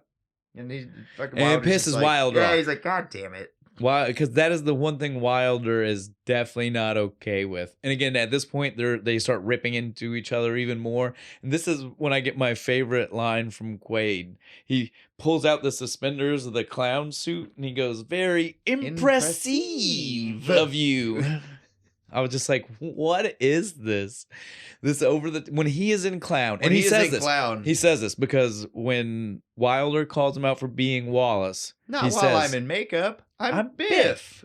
So we see he is very serious about this. Yeah. He is a true performer. He takes this shit serious. And it's the best kind because he just basically takes his own personality and dials it up to 11 because he's a douchebag like this without of the makeup. Well, and then he starts, he takes the insults too far, right? He hits Wilder in the wig. Oh, yeah. Oh, so the hair never grew back. And we don't know why that's such a deep cut yet. We'll find out. It's bad. Sarcastically said sorry about it. Sorry. I'm so sorry. So we can assume that it's him. It was. Yeah, we'll get into the details later. And then we got my favorite weird and I barely understand insult ever from Wilder. Wallace, go drop your pants and chase a donut and take your carny friends with you. Your single helix carny friends with you. What the fuck? That's the title of the episode, right? Go drop a pants and chase a donut? Yeah, that's Go drop a pants and chase a donut. What does that even mean, I don't know, but dude? It's funny. Son of a... He's so... Wilder is so weird. I will go chase a donut because donuts are delicious. I think that Wilder might be on the autism spectrum, right? Like he seems like he really doesn't understand social settings and how to read them or how to interact with people. I don't know. He seems like he's not people sometimes. Well, later on we find out reasons that maybe it's just because he just shut off completely and never learned them. I guess. Like it wasn't like he was like mentally is just like he just made a conscious effort of just like I have to focus on this thing. Social, friends, all that bullshit isn't important. I guess maybe. We'll get that's pretty fucked up. While they're fighting is when we first find out that when they get frisky, fires happen. Yeah. Right? Wallace throws it at Wilder. He's like, well, of course I knew you were still living here. When we rolled into town, me and the boys could see we could see your love burned into the sky. Now, it was beautiful. Now, what's funny, though, is that that's not true. Yeah. The fire that they saw smoke billowing from when they rolled into town was just the one that Vida set to get him home. It was their yard on fire. Yeah. So it is funny. It is true. It is not true for this situation. It's true that when they have sex, that happens. We do see that later on in the movie. Shit gets warm. We did not, however, see it the first time, which is weird. Right? Maybe he wasn't that into it. Well, he definitely didn't seem like just going through the motions at that point. He's like, sex, whatever. At this point, though, they finally kind of shape it up and they're like, back to what this all started from. Hey, Biff, don't forget, this dude's fucking us over. Yeah, that goddamn air conditioner he keeps turning on overloads all our equipment. And we can't get our shit set up. And so Wallace just looks and he goes... starts doing fucking like John Wayne impression. Well, he's doing the cowboy stuff. Right. He's like spinning a gun. He's like, that air conditioner? That right there? That's the offender? You wouldn't possibly mean this one? Boom. And he pulls out. The coolest practical effect. Well, and it's a cool practical effect. It looked awesome. And it set up for us an awesome part about their powers, right? Like up until now, all we've seen are actual fires, right? Yeah. Like we've seen them explode the mosquito. We've seen a couple of cigarette fires. It's been fire. Yeah. This time it sets up for us that they can also just manipulate heat into an intense waves, right? Because he totally melts. There is a fire in the middle, but it's like it's like the heat caused from the heat. Yeah, the heat caused something to catch fire because it starts melting and then the fire comes out. It looked like nuclear radiation. Right? It was so cool, and I would not want to have been in front of it. Yeah, instant ash. Right. This movie again. Some of the effects later when we do some more of the fire stuff get the rotoscope fire. They're a little cheesy. But it's awesome. For 93, a lot of these hold up and look pretty dope. Great. A lot of the practical effects are really fucking good because they used real fire a lot of the time. It's like, we're going to burn something. Cool. And so then Wallace gets pissed, right? For a split second. We get this moment where it's totally Marty McFly Back to the Future, right? Like it's totally like, you didn't just call me yellow, chicken. Right? Like he totally just gets so mad and huffs up and he's about to do something. Yeah, he goes to do it. And he does. I love that there's differences between them, right? Yeah, Wallace does the finger guns and Wilder does the like Dr. Xavier fucking mind touch. Pinch. Yeah, it's so great to see that like they both have these different approaches to this power. Might be why he's more accurate with it, because he's actually focusing. We have no idea. They never give us it. Again, the fire stuff in this movie is totally secondary. It's not the movie. Yeah, it sets up some cool things that happen. The movie is just this fucked up relationship. Don't ask between too many these questions people on why these guys can make. Yeah, fire. No, that never comes into it. We never talk about that. No, we never talk about origins. There's no origin to the fire. We don't know when it started. No, they could have been babies setting fires for all we know. They don't tell us anything. Wow, that'd be a hard ass baby to take care of. It would, but again, I'm just saying we don't. I'm just saying we don't know. That's all I'm getting at. And we don't see their parents. So did they kill them as children? We don't know enough about these people and their powers. I want a prequel short. Like 10 minutes. Sorry. But yeah, when Wilder starts pinching his... We got off track there. Yeah, when Wilder starts pinching his brain mind powers, he then all of a sudden has that moment of realization you can see where he's like, oh this motherfucker's just trying to trick me. Yep, he's trying to bait He's me. manipulating me to do something that he knows I don't want to do. You're not going to goad me into this. And he's right, though. As soon as he said that... goes back up and he's immediately and he totally got the recognition he needed from Wallace, right? Like he knew he was right because Wallace instantly got mad that he wouldn't do. He's like... Just like when we were kids, you haven't changed a bit. And it really is. It's the irony that neither one of them noticed that they are both still being like children is crazy. I guess a group of carnies isn't the best people to point that out, are they? Like, hey man, maybe you all need to grow up, you know? nice heart to heart from Ernest. He sits him down. Then we finally get a look, our first look at Wallace. Right? No more not Biff. Makeup. Because as soon as he gets in the camper or whatever, he just like gets all sad and takes this shit off. Well, and now I want to point this out. He then changes into this outfit, which first I gotta say two things. One, risky outfit to wear. Yeah, it is the lightest shade of khaki pants I've ever seen, white. And then solid white. Well, not the striped white shirt, right? But thick, wide white stripes with tiny, thin, dark stripes. So practically a white shirt. Asking for stains. It's crazy. Around all this equipment and shit. And then we also, it's the only outfit he wears. It is, if he's not, he is in, Dennis Quaid is in three things in this movie. This outfit, Biff the Clown.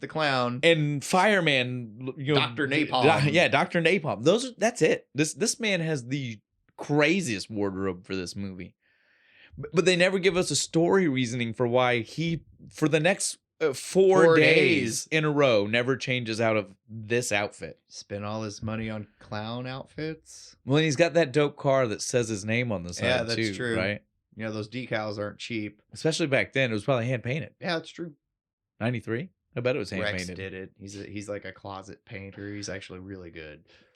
He walks up and we see that these are indeed the shoddiest rides we've ever seen because Rex left half of the parts back at Frostburn or something like that. We might have left a box of bolts back there, but I'll keep lookout for fallen kids, Biff. Don't you worry. Don't you worry. And he gets on him. He says, Wallace. My name is Wallace. He literally does the hand flourish across his face. I am not in character right now. I am Wallace. And we see him walk over to the phone, right? Payphone. He goes was he intending to call Vida or was he going to try and call his brother? So this is what I think. I think his intention was to still piss off his brother, right? And then he was still probably going to show up. Yeah. But then he calls and Vida answers. Because then he gets creepy and weird and just kind of breathes into the phone. And it's a blow to his ego. He wasn't ready. He thought he was ready to deal with all this shit, and he wasn't. Yeah, right. He heard her voice, and so this is our final clue into the fact that yes, all three of them are intertwined with each other. Like it's not like he's mad at her because of this, or he's mad at his brother because of her. It is definitely weird love triangle. You know what I mean? Like Definitely. the reaction he gets to the voice lets us know there is definitely a complicated history here. He's got some feelings he Yeah. hasn't dealt with yet. Or And suppressed. Something. He's got some somethings. Go deal with your somethings in a better way, man. Then we see that there was a fire in town, right? He hears it. And as soon as he hears it, we see him walk off. We don't see fuck off from him for a little bit. No, but he knows that He knows his brother's not going to be home. So you know two things are going to happen. He's either going to go talk to the woman or he's going to start fucking with the booth. Yeah, I think he does a little bit of both. We don't get to see the booth, We but don't see I the booth. assume he does. I do too. He went in there and rearranged some of his shit because he knows his brother's all fucking OCD about it. He did something. He had to. We see that Wilder at the fire. He's on top of the house singing show tunes to himself about like fireman stuff, like hydrant wrenches. Yeah, it's so canvas hoses. Very bizarre. He's got that giant pokey stick poker thing, and he pokes a hole in the roof. Fire, and then shoots up at him. They hose him down. Whole time all this has been going on. It triggers a freaking flashback. Right? It's not just the flame though. That's what. Oh yeah, he looks down. He's at the been kids. seeing these two kids the whole time. So like the combo of the flame in his face and seeing these two kids who are dressed like little cowboys, just like him and his brother. This was so bizarre, right? The fact that they were specifically two equal-aged cowboys, right? Time was a little weird for that outfit for those kids, but then the flashback it made. And so again, sense. in the 50s, we see it was him and his brother. They walk up. They're seeing this cabin out in the woods with their friend. We don't catch his name now. Don't worry, guys. I'll tell you later because it's a truly weird one. Name. But so the friend is just like, I can't let you in here, but this is my cool hideout. I thought I'd show you, but we gotta stay outside. And they're like, well, we didn't want to go inside anyway. It looks like it's on fire. On fire, and there's like smoke rolling out. No, I want to go ahead and talk about this because this sets up this is trauma through the rest of the movie, right? Yeah.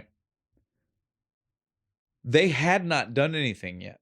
The smoke was rolling out when they walked up, and we saw it in the flashback. Yeah. I don't think they set that fire. Well, I think they made it worse. They made it worse, but I don't think they set it. I think that dude was dead either way. Yeah, that dude was going to be fucked either way. We're jumping the gun. You guys probably won't hear this part yet. I just wanted to say that to you because I was just like, did you notice that? No, because as soon as the shot starts, it's the then you see it out. And it's before, again, since he does his... With the mind, he's not holding anything when he first points out to the kid, like, it's on fire. Yeah, neither one of them has done doing their little gesture. So again, the dude probably his cigarette fell because he's already smoldered, right? Like it was just him, right? Yeah. They didn't do it. No, it wasn't them. They just made the fire worse. Yeah, they set the building on fire, but I think the guy had died from a cigarette fire overnight. Like we were seeing the smolder, probably, right? Something. But yeah, I'm glad that you were. Yeah, I caught that too. But yeah, so once their friend was like, "You can't come in here," they were like, "Oh yeah, fuck your building," and we see blow it the fuck up. We see that these two have had full control of these powers since at they least were like 8. And so it was intense. Like every time one explosion happened, the other brother would make another one out of another thing. You see explosions out the windows, out the tiny chimney roof hole, right out the door. It was insane. As soon as it starts happening, screaming. Yeah, man. So that means he would have been alive and wasn't dead before. Yeah, we were wrong completely. I'm glad we're gonna edit that out. That's a good point. Yeah, so we hear a scream. We see their little friend's face. He is totally like, what? What's going on? I don't understand. And then it cuts back to the future. And it's... He's like getting yelled at by his boss on the fucking roof still and stuff. And he's like, oh yeah, I'm doing my job. And drops his little stick. And it goes straight down in front of the fire chief's face. And just... We don't go to the... You're right, that's how that ends. Yeah, that's the end of that scene. Yeah, well, no. That scene ends on the flashback still. Then we automatically go to Vida at the house. They kind of chop back and forth here. Really weird, yeah. So I don't blame you for not remembering exactly where the chops are. This gets really weird. But so technically we see, as the viewer, we see them go to the house and Wallace show up to Vida. Oh, and unexpected she's playing the cello. Yeah, that's what we see. Because the cello music... Or like having sex with the cello. I don't know. She was super into what she was doing. The cello music is what ends the flashback. Like they use that to carry us into the transition scene. into it. Yeah. Again, not really important. I just I didn't want to get too off track in my notes. I was like, man, I don't know. This chops up so much. I'll get lost if we don't try to say a little bit with where these are. So Wallace shows up. We truly see that Vida does know him. They have a past. She seems happy to see him. Yeah. Even though he has the creepiest fucking face. Yeah. As soon as he showed up behind her, this lets us know that this is really weird. And when he shows up, we see this is the moment where she's see painting her cigarettes with the highlighter. They both have did we even mention that earlier? Yeah, so the cigarette she had was green. It's green. His cigarettes have been orange. They both are coloring their cigarettes. These adults are coloring the cigarettes with highlighters. They're smoking dangerous chemicals for no fucking reason. I knew a girl in high school. She'd dip her cigarettes in perfume and then smoke them. I'm just like, don't fucking do that. Well, I mean, we do know that Wallace is in this all white outfit, so he likes to live dangerously. So, yeah, I guess so. The highlighter on the cigarette was just one more step one more for him. thing. He didn't care. Yeah. So I just wanted to point that out because we clearly see her actually before that. There are some brands of cigarettes that do this. So yeah, you were telling me about this. Wouldn't be that outrageous, but this is the moment where we get to see. No, she is. Yeah, they're coloring clearly them. smoking Lucky Strikes. Like you see packs of Lucky Strikes all over the place in this movie. They try to hide the logo, but I smoke those. I know that cigarette. Vida starts telling us the story about how she ended up on house arrest. Yeah. So I love this. Wilder used to have a better job. And the only problem, though, is he had to get up early. And it was fine, except for when it was wintertime. Yeah. In wintertime, he had to be able to take care of this whole sidewalk for them to be able to get out so he could do everything else he needed to do. And so one day, she wanted to help him. Yeah, and there was like an inch of ice on all of it. Yeah, it would have taken him all day forever to do it. So she was like, look, I got this. Gasoline. She goes home, she gets a can of gas. And very carefully, she said. Puts it in a very thin stripe. A very thin line. Right. Down the road. Down the sidewalk. Lights it. And it works great because gas floats on top of water. And it'll just melt it. She says this and it sounds so reasonable. I'm sitting there watching. I'm like, she's right. It'll evaporate off. Yep. And then it will burn. The gas will burn off where it's at. Totally. The only thing she didn't think about. Gravity. And an the incline. road was on an incline. So now it's like flaming there's gas a burning water creek just running down the road toward a doctor's office. Where she proceeds to tell us, at first she's like, there's this doggy door. And then she goes to correct herself. And she, swear to God, I don't know if it was a flub and they kept it or what, but she almost says shit door. She almost goes from saying it's a doggy door to like shit door. A door where she's you put stool samples and urine samples. She goes, it's a place where they put... Yeah. Stool samples. I want it to be just she almost just said it and they kept corrected. It. Yeah. They just kept it in. Those are always better. So she's like, and so of course the fire $18,000 straight inside the shit door. Right, $18,000 in damages, and Wilder never got mad at me. Never yelled, not once. I was like, yeah, because that's what he does. Stood by my side. He internalizes shit. Stood by my. He had me. Right, had my back. All this good shit, but the correctional department put her bangle on her leg. Yep.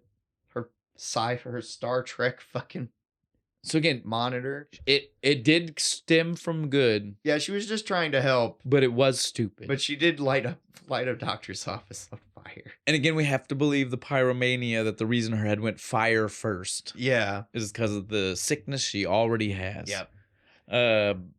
You can solve most of your problems with fire. Don't you know that? Then while they're talking after that, Wallace just throws out, so let me just ask you this then. Who sent me the picture from your wedding? Wilder sent it to you. No, he's like, yeah. She says Wilder, but he was like, was it you or Wilder? Oh, I can't believe Wilder would have sent that to you. Of course it was. Right. Fucking course. Just twist the knife. She's like, there's no fucking knife. And so at this point, she really starts to set up for us that she is either just tone deaf to the situation. Right. That she doesn't understand how bad this is between the two of them over her.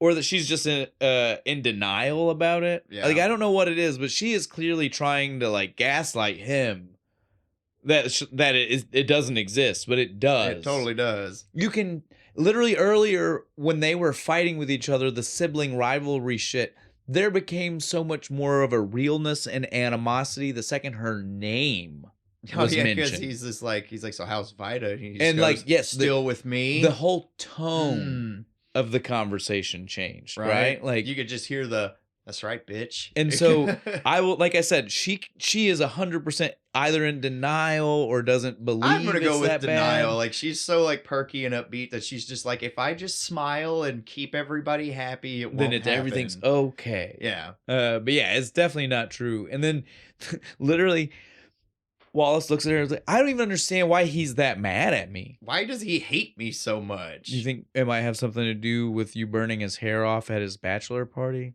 Well, he could have fought back.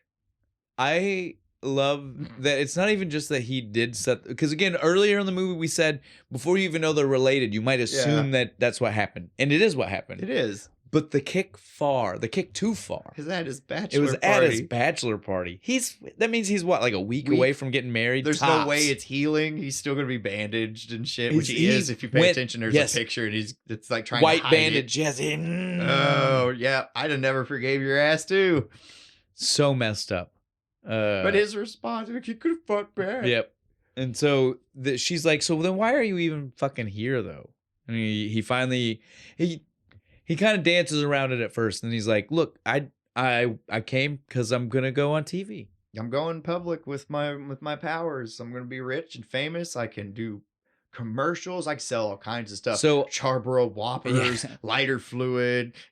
So obviously he's going on Letterman. The implication here, as he's having the conversation, because he starts looking at her very like knowingly about why he would be here after making the decision to go on television. Mm-hmm. So we know, want you to go with me. Well, not only that, we find out as soon as he starts to say that, we've already heard her. She thinks the power is not something that should be hidden. We should tell people. And Wilder's not about it. And so as soon as we hear this, she even says, well, I mean, I can't disagree with you on that. Yeah, I knew you'd say that.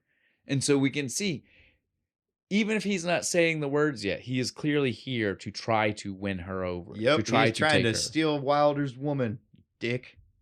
And then we see they start hanging out on the roof. Drinking Wilder beer. shows up He with the fire department because they just and finished shit. their job putting out the fire. He's pissed. He's not happy. He's not happy. The face he has is like, so why mad. are you with my wife? I'll kill you, because he knows. If it weren't for the fact that the other firemen were like calm and she immediately played it off and they just kept going with it, this whole scene would have been way more intense. Yeah, right. But instead, everything gets to go calmly. She yells to them, I'm going to jump off the roof, boys. Catch me, guys. And she does. She turns around. She looks at Wallace and she's like, watch this. Right. Back into goes. They all catch her and shit. Talk about a trust fall. Right. Off the top. Again, it's just a trailer, but that's still intense. It still would have hurt like hell. Going backwards. Right. Whew. It was a touch. It's a good thing she don't weigh nothing, too. But then we also get to see a picture of this, like, quaint life, right, that Wilder's trying to live. Yeah. Right? Like, both Wallace and Vida, they want fame. They want celebrity. Yeah. But he's happy to be the guy who rides home after putting out a fire with his buddies and have lemonade with the wife. Right?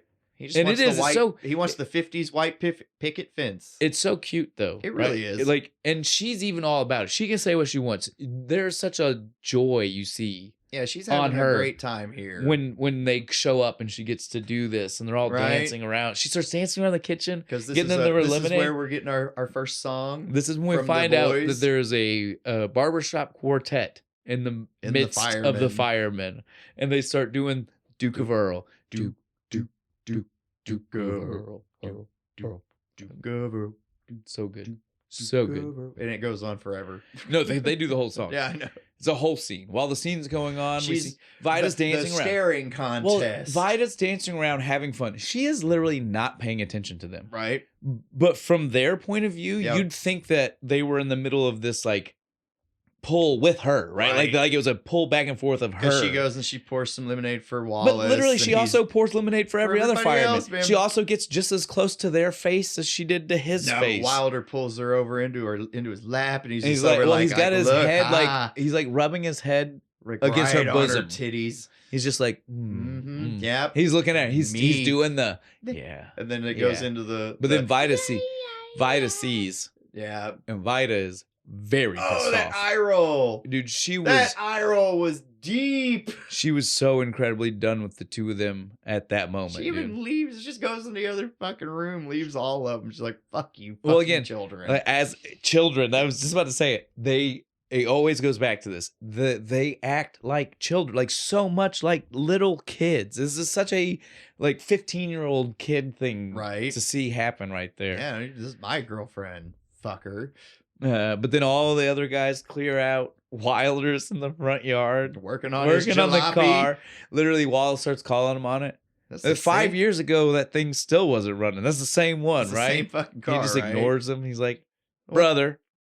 Mon frere. Mon frere. It's what he always says to like rub it in. Mon frere. What's wrong with the car, mon frere? And he's just like, I don't know. Yeah, I love that. The fuck are you here? You're here. You're drinking my lemonade. You're hanging out with my wife. What the hell do you want? They're making these pot shots out of each other. Right? And he yells, "You're not what makes you think you're welcome here?" And then, as if we needed the knowing shot, right? We see Vida in the corner, and it's like, oh yeah, Vida is the reason he's welcome. Yeah, here. That's right, motherfucker. He even looks over at her like, oh yeah, her. That's why I'm welcome here, because she likes me. So then we, this is where he finally tells him he's going to be on TV. He's like, and so he's like, look, this is part of why I'm here. You wanted to know why I showed up in town. I didn't know you were still living here. I hoped you were, because I needed to tell you. It's not like they had the internet back then for him to know. We say that, but what's about to happen right now? Listen to me. So he says that, right? He's like, like, I didn't know you were here. I had to show up. I wanted to let you know I'm going to be on TV.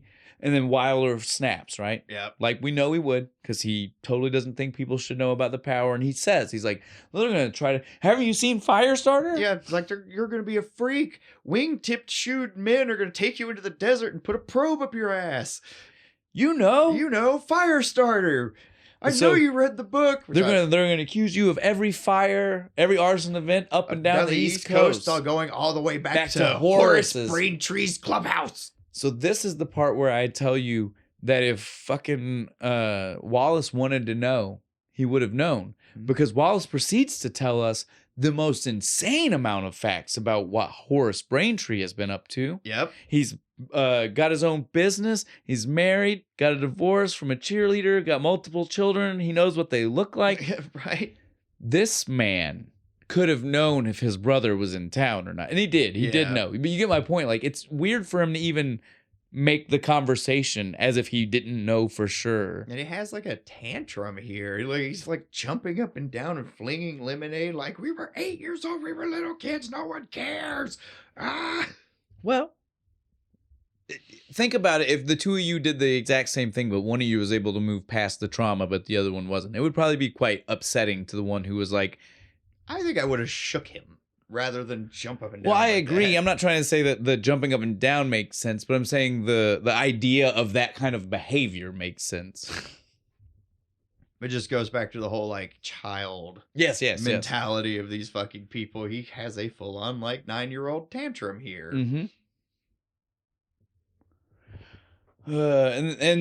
And that's really the wrap up of the scene too, right? Yeah, like he leaves, he's pissed off. I'm going on TV. Yeah. They're going to put me in the movies. Then drives off, speeds off, starts in his weird truck. It's so funny. He's making fun of the jalopy of a car, but he's like driving in also 1950s truck too. 1930s truck. It's old as fuck. And so it's like you can't make just because your jalopy runs doesn't mean you get to make fun of the other guy's jalopy, right? At least mine moves. That's basically what was going on too. But so transmission ain't shot in mine. Well, he shows back up to the carnies. This is that moment we mentioned earlier where they're having carny joke time. Carny joke they're time. Sitting around a circle like, have you ever heard the one?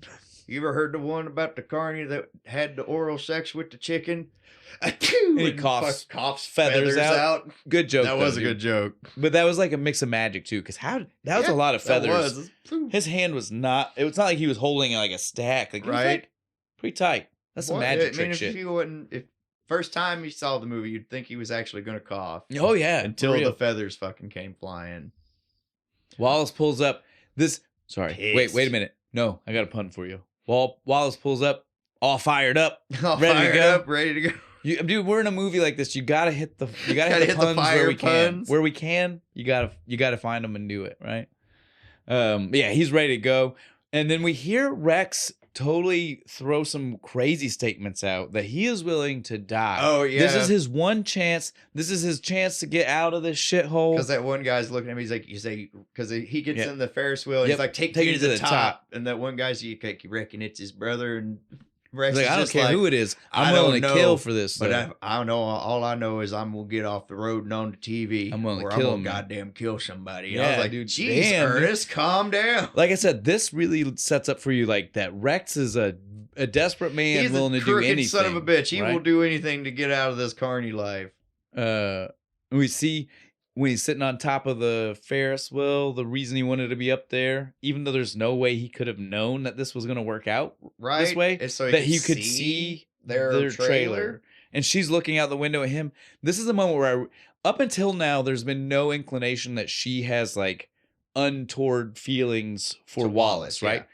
Now there starts to be a lot of weird uncomfortableness because she's like holding her hand up to him right in the window, and she's so distracted by it that she burns the shirt with the iron. Yeah, sets off the smoke alarm and shit. Like I said, this is where it starts to become. This is where you start to think maybe she's a bad person. Well, this is the part where you're definitely like, wait a minute, look, that's weird, lady.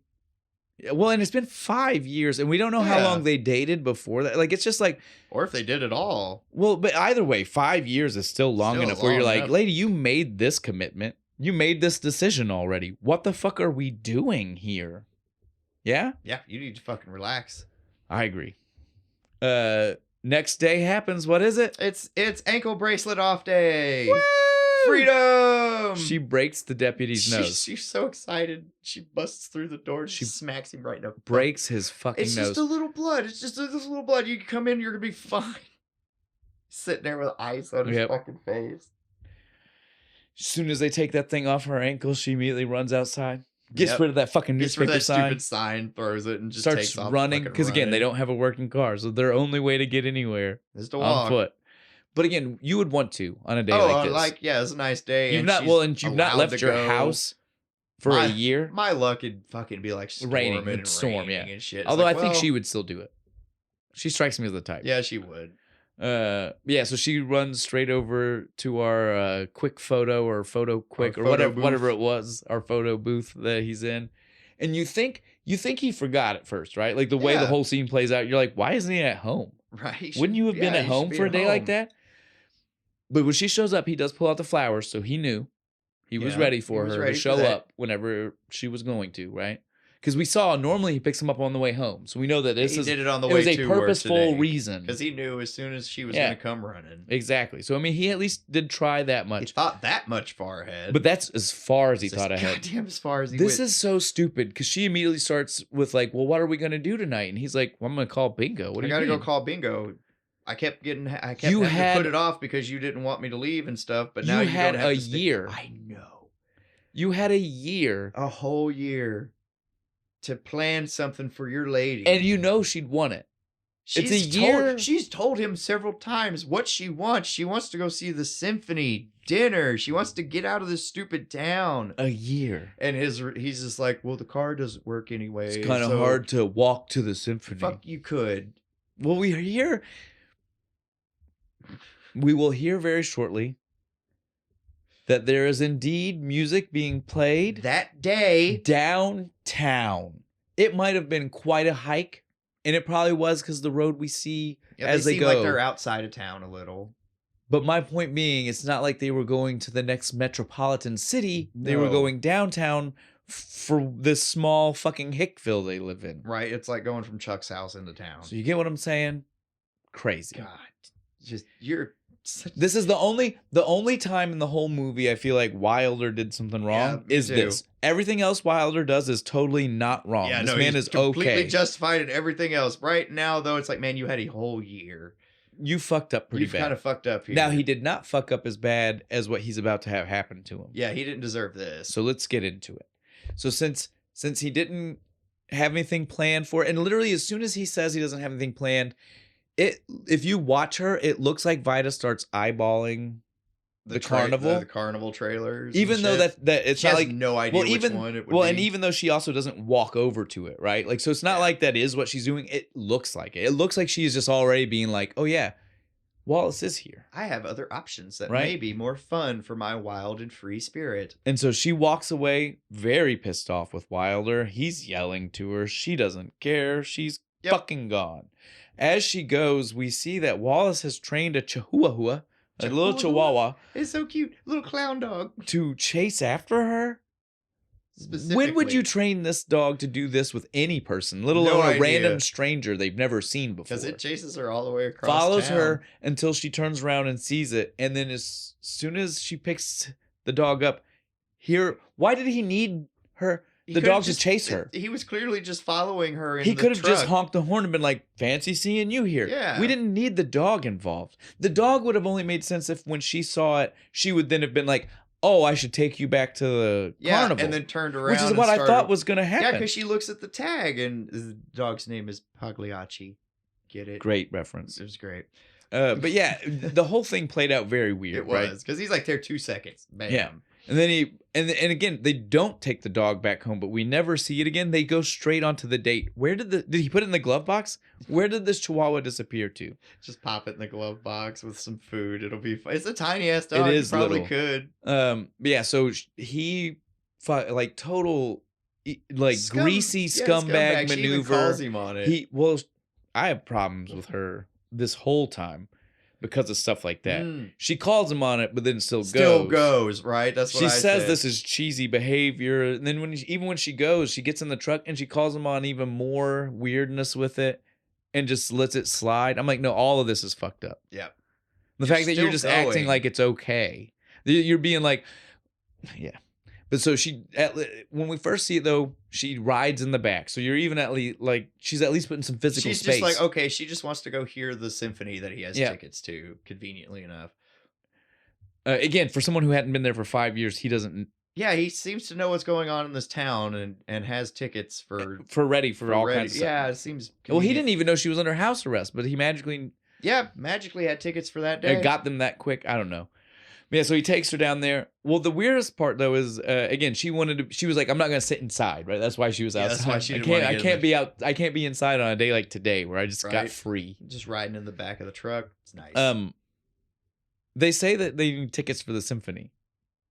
This symphony was outside downtown. In the public. There's people just walking around behind them. You didn't need tickets. You could have just stood over there. And it was there. I don't know about you, but I saw no PA system. And it was in front of a water fountain in downtown. Nobody outside of the people playing those instruments could hear those instruments. Yep. There's no way. I used to play a violin. It carries not that well. Not that far. Not in public. In an open fucking space.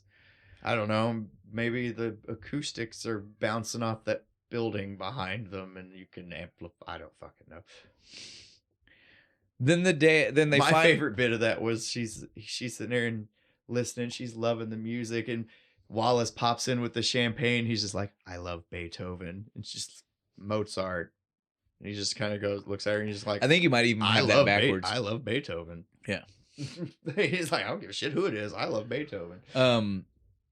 But then we see the ride, they're about to finally go home. She's in the back, and he's like, "Are you sure you want to go home?" Yeah, Wilder's probably gonna be mad as it is. Yeah, she at least she kind of plays up the seriousness too. Like when she says it, she's not even like mad. She's like, he's gonna be furious as is when he sees this. Like she's even calling out the fact that who it is that she's been with, right?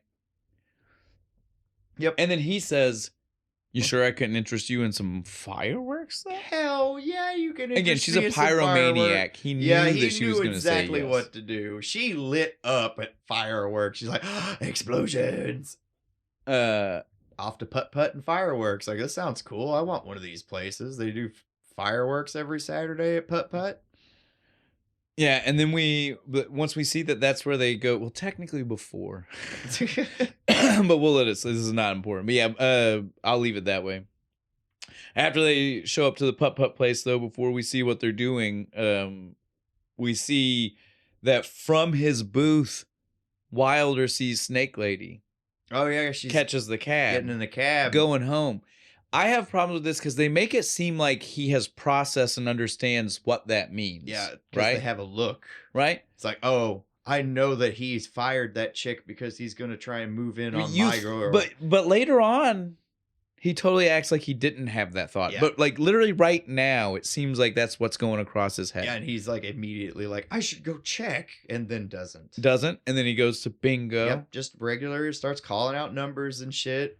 But yeah, so then we do see it back to them at the putt-putt course. They're getting photo boothed together. They're doing all the date things that they shouldn't be doing because this shouldn't be a date. No. And they're playing through the putt-putt, and she starts asking him some questions about everything, right? Like, so again, I just want to know more about like what made you decide to finally do this? 5 years or 32 years, and why? It's a long time to finally decide now. He is such a liar, right?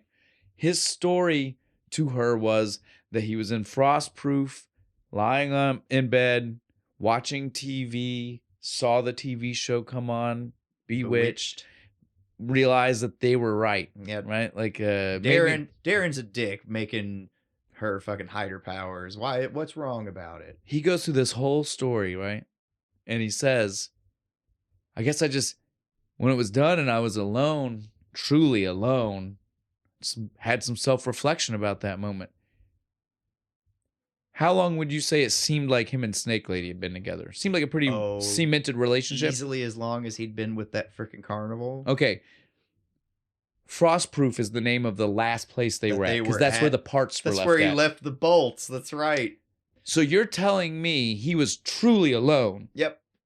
He was lying. He was baiting her his fucking ass because off. he knew if he admitted that he was just shacked up with this woman. She never met. No, exactly. That's why she's gone now. Yep, that's why I got rid of her. He was trying to paint this whole situation out like he wasn't still shacked up with someone.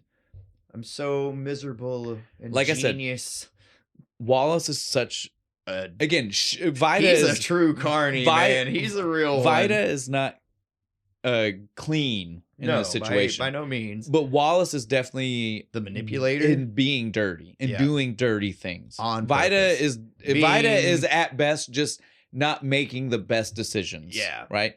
We don't see her until here right now do anything that is technically a step over the line. After this conversation, though, they do kiss. Yep, and it sets fire to the entire thing. So at this moment, she has finally definitely crossed the line. Over the line. As far as we know, we've not even seen intention of her to cross the line before this. Yep. Even the going on the date was not necessarily for this. She just wanted to see fireworks. Right? From this point on. He manipulated her every step of the way. From this point on, it's both of them. She's making a lot worse. Yep, it's all bad from here. Once the fire gets started, obviously we know that means Wilder's going to leave bingo. So they got to bolt. They got to get out of there. And so he does. He shows up. Their fire department's singing again. Give me a second. They sing 2 songs for this one. I think it's Johnny Cash. Yeah, so they show up and sing. Fire department shows up after they bolt. They're singing "Burning Ring of Fire." Going down. Maybe not the best one. At least it wasn't a house fire, I guess. Yeah, I guess. That would be insulting to the people, but it is still a business that's burning down. Yeah, if I was the owner of the freaking mini golf course, I'd be over there just like, guys, not the time. Why are you all singing? Too soon. Too soon, guys. The fireworks start going off. Yeah, then they all kind of stop what they're doing and watch, like, ooh, ah. And like, no, keep putting the fire out. Now, again, this is that moment where we get another flashback, right? Yeah. Well, and it's another moment where you get this look on his face where you're like, oh, he knows what's going on. Yep. But he doesn't. We still see later on where he's totally like, I didn't know. Yeah, But he does. He it's has that weird look on his 'cause we face like he keep the realizes, same one he like, did with the snake oh lady." man, this is how my Right? brother set this fire same one to with Snake distract Lady. me from my girls so he can swoop in. It's the Yep, same it's thing the with same Snake look. Lady. It. But then it goes into the flashback. Yeah. To nullify the look. And the There had flashback to have been a weird directing thing. we don't going even on really there. like all of these flashbacks. Like I'm not even worried about when I think there might even be one more after this that pops up. No, I They're think not. this is it. Was it? They're not real important because it's all still just that same time. This is literally just 30 seconds after Yeah, the and they house get to went up. see him pulling the body out and stuff, and that's And why was Horace smiling? well, Did you notice yes, that? and well, because maybe he's about to inherit his grandpa's property. I guess they fucking he has the biggest grin while they're pulling that charred body out. But yeah, we see that Wilder is truly, as a he's- child, he's affected fucked by up. this. They don't actually let us see Wallace to see if he's affected. You know what I mean? Like they don't show us that child actor at They all. really don't. They just clearly want us to They see cut that it past him really, real quick. they really affected Wilder. That's why he's so repressed and in control of all of his emotions. he doesn't want to take Yeah, chances. He won't let He's it get by out the of book control. because he has to be by the book. Because if he lets go, This could happen again. Yeah. He won't even burn his own brother when he lights his hair on fire at his bachelor party. all right. And then he finally, after the fire is under control, he goes back home. When he gets home, again, this is the point where you can finally completely tell that, like he hadn't processed that Vito was with his brother, because he gets home and he totally is just like Not things are the normal. hell- He's got yeah, the helmet on. He's pouring himself a glass of orange juice. juice. Like everything's normal. And again, if you had thought that was going on, Would you you were come finally home- now done with the day, Yeah. so you could finally do something about it, I right? wouldn't come home acting like I'm about to Sit down. surprise my wife with my funny hat. But when he starts to pour his orange juice, he hears from the roof, Thumping. and he looks noises. up, and you see indent up, indent up, indent up, and he's like, "What?" What the fuck? He gets outside. We see they're up there. He doesn't say a word. Brother is Wallace is buttoning up his Buttoning shirt. his shirt up. We don't know what, if anything, has happened. He goes, he takes the ladder. I say that for a reason. I know. I'm not defending. I know, but I love them taking the ladder. he throws It's the- just- well, it's he just like throws you the people ladder. can just stay up there. He throws the ladder so they can't get- go anywhere, I It's like guess. it's like an 8-foot. Yeah, it's nothing. Well, and they jump down Yeah, like he it's just nothing. jumps They down. But they spend too much. Let me stop. We'll get there when we get there. Yeah, so he throws the ladder, but then he gets on his lawnmower, right, like a true madman, and starts riding in a around circle, the room. just in a circle around the trailer all night. They won't listen to nobody, and he digs a trough. Well, this is my point, though. While going in the circle, Vita says, "We didn't do anything. Yeah, we didn't. We didn't do it. We didn't do what you think. It didn't happen. Yeah. Not it wasn't going to happen. Not the entire reason that we were here. Not that was definitely what was about to happen on the roof. Just, hey, you made it here in time that it didn't. Yep. So now good for everything's you. okay. Good for you. You cock blocked me. Well, no, she just acts like now it's okay. Like you got here But before it's anything fine. happened. Nothing happened. It's totally fine now. Everything's innocent, right? Like it's Like, all you shouldn't be upset. Like a 9-year-old would think. You shouldn't be upset. We're good. Yeah, we're good It now. doesn't matter what I was going to do. I didn't do it. There had been no coitus, so it's okay. This is the part where it gets really insane, though. Like we said, it's only 8 feet. They stay up there all night. They spend the night, but then literally seconds after waking up, jump down. And it's like, well, if you could have done that at any point. If you spent all of 8 seconds after waking up to be like, we can definitely get down, why not just get down the night before? Right. Why decide to do sleep up there? When they get down, though, they don't even leave. Right? They go inside. I know. Vita changes clothes and Cooks is back breakfast. into her super Yep. weird mood. Everything's gonna be fine. She We just says need- that. we She just- says that. It's a bright, sunny day. We just need to sit down and the three have of us breakfast and talk this out. We just need to talk this out. Get our And feelings My out. note is literally like, again, as far as we know right now, because we can only go by what she says, Yeah. but we have no actual clue. My note was just like, yeah, talking it out. It's really quick, simple conversation. You tried to fuck my brother, or you fucked my brother. Conversation's over. What did she think? What conversation was she expecting to happen here? What smoothed out conversation? There's no nice way out of this. You were either A, going to, B, did. Or you were manipulating us and you had no intention of doing it. Yeah. But either way, none of that's okay. Yep, you're not a good person. Like, because even manipulating on that kind of level, that's super fucked up, dude. Fucked up, man. Like, to play on the brotherly situation of it all. Just putting brother against brother like that just for your own fucking amusement. So, like I said, there's no version of how that played out that was going to be okay. It's going to look good? No. None whatsoever. But then she opens the window. She's trying to get him to stop. She's made his favorite breakfast, right? We see Wallace is shoveling cereal in by the mouthful. He's just like, trying to sober up, I guess. I guess he must have drank himself a lot of liquid courage the night before to try to do this to his brother. Nothing else to do. Yeah, so then he finally, though, is like, oh, I'll get him to stop. He starts yelling some shit at his brother. Still... I'm eating your breakfast. He finally had stopped the mower by this point, right? Yeah. But he hadn't gotten off of it. He's just sitting on it, just and so he's quiet. Yeah, that's what Wallace is like, in his face. I'm eating your breakfast. I'm in here with your wife.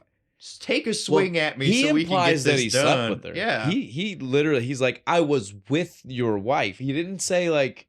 Right. He said I was with. No other verbiage. Just swing on me so we can freaking get this over with. And so he finally does something. They've been begging for him to do something this whole time. And so he does. Pulls him out the goddamn window, dude. Beware the wrath of the man who simply wishes to live in peace. This guy goes nuts. He puts the lawnmower on his brother's junk. Yeah. After he heart punched him in the chest. He was going to start that shit too. Chucks the helmet at him and he turns around for a second. When he turns around, it gives Wallace the second he needs to blow it. Burns it up, man, and blows it off of him. And then he yells the craziest fucking line in the world. Makes no sense. You're dead, white boy. You're dead, white boy. Where did that come from? I don't know, but does he mean white as in vanilla? Maybe. Because it doesn't come across that way. No, but it comes across like he just called his own brother a cracker.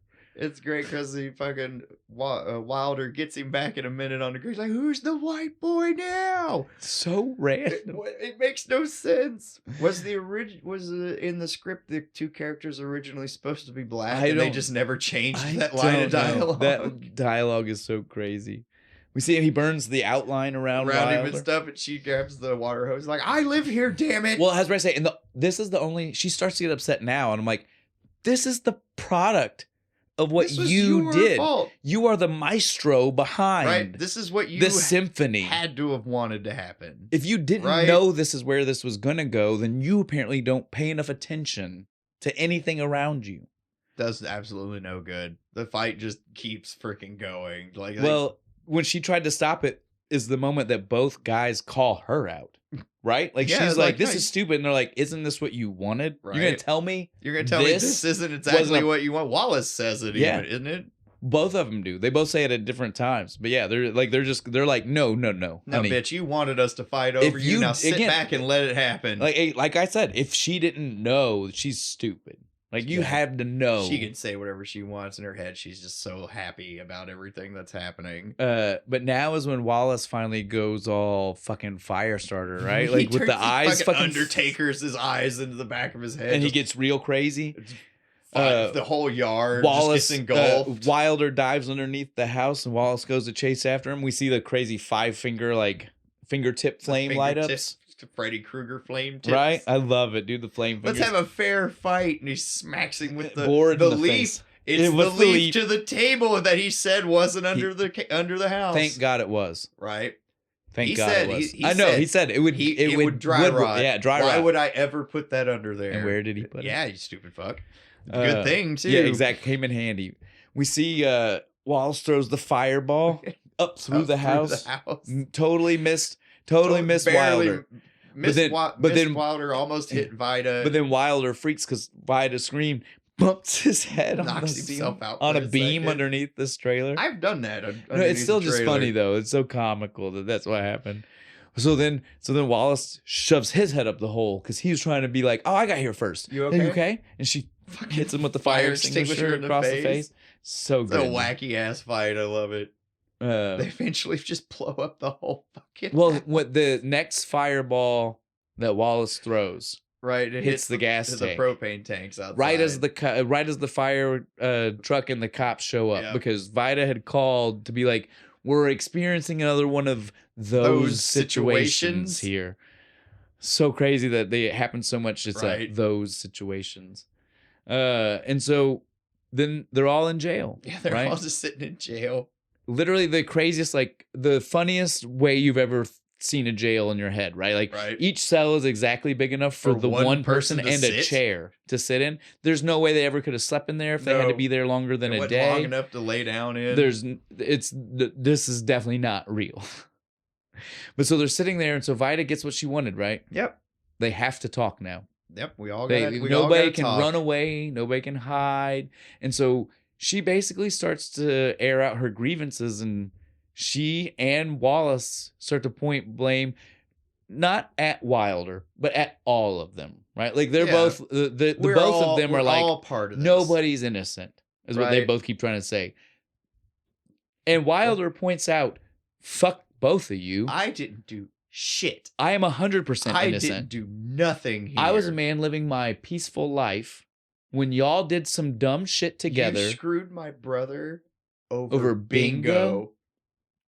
Well, what's funny is like that's after everything, right? Like they do all of this first argument with him about it, and then when he finally goes to wrap it up, succinct as smallly as he can, he just looks at her and goes, "So you're saying you slept with my brother over bingo?" Yep.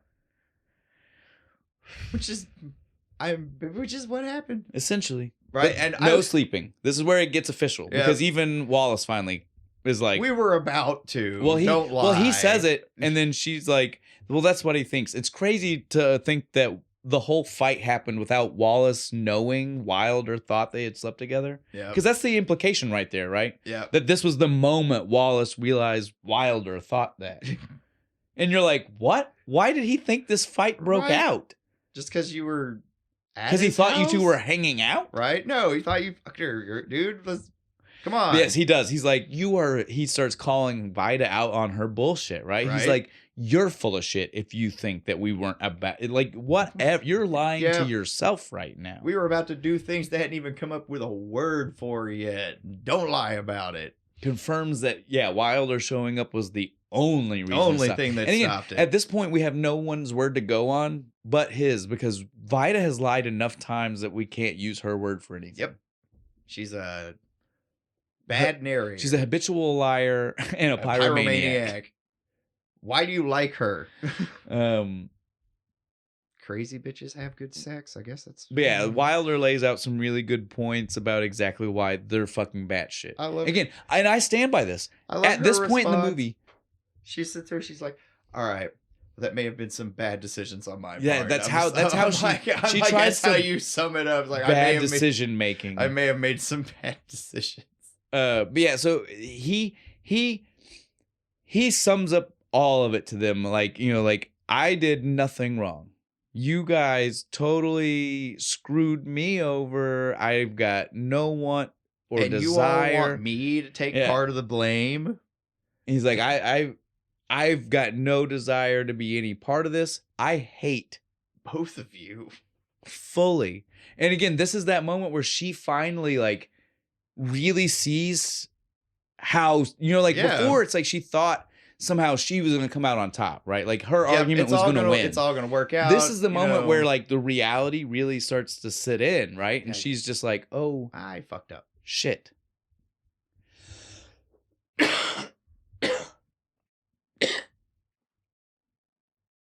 But like I said way earlier, this is also the point where at this point in the story, everybody has done their fuck ups, right? Like every fuck up that is going to happen in the movie. And Wilder's was the least of all of them. His only offense in the movie was not having a better date for her when her time was up. Yep, that's it. Time she got for doing something dumb herself. Mm-hmm. Again, I'm not downplaying it. He fucked up. Yeah, it did not warrant the response that was given. She should have just been mad at him. Yep. And maybe not talk to him for the rest of the day. Moved on from there. Something. Not this. So then Rex shows up, tells us he's sold off half the equipment. He's like, I fucking sold off the first. So that way he can afford bail. You out. And he we're bails. Gonna be on TV. Exactly. It's all for his cash cow. Yep. He's like, I'm going to bail you out. And then, of course, Wallace, like, I'm not going to go anywhere. You're going to bail me out. You got to bail out Vida. Vida's like, if you're going to bail me out, you got to bail him out. Wilder. And Wilder's like, whatever. I'm not leaving. Yeah, he's like, what the fuck ever. I hate you two. What do you not get about that? This is during this scene is when we get to find out their last name finally. Oh, the fucking Fudroyant. Fudroyant. Because he says it, the deputy, the same one that broke the nose of earlier, he got his nose broke again during all of this stuff.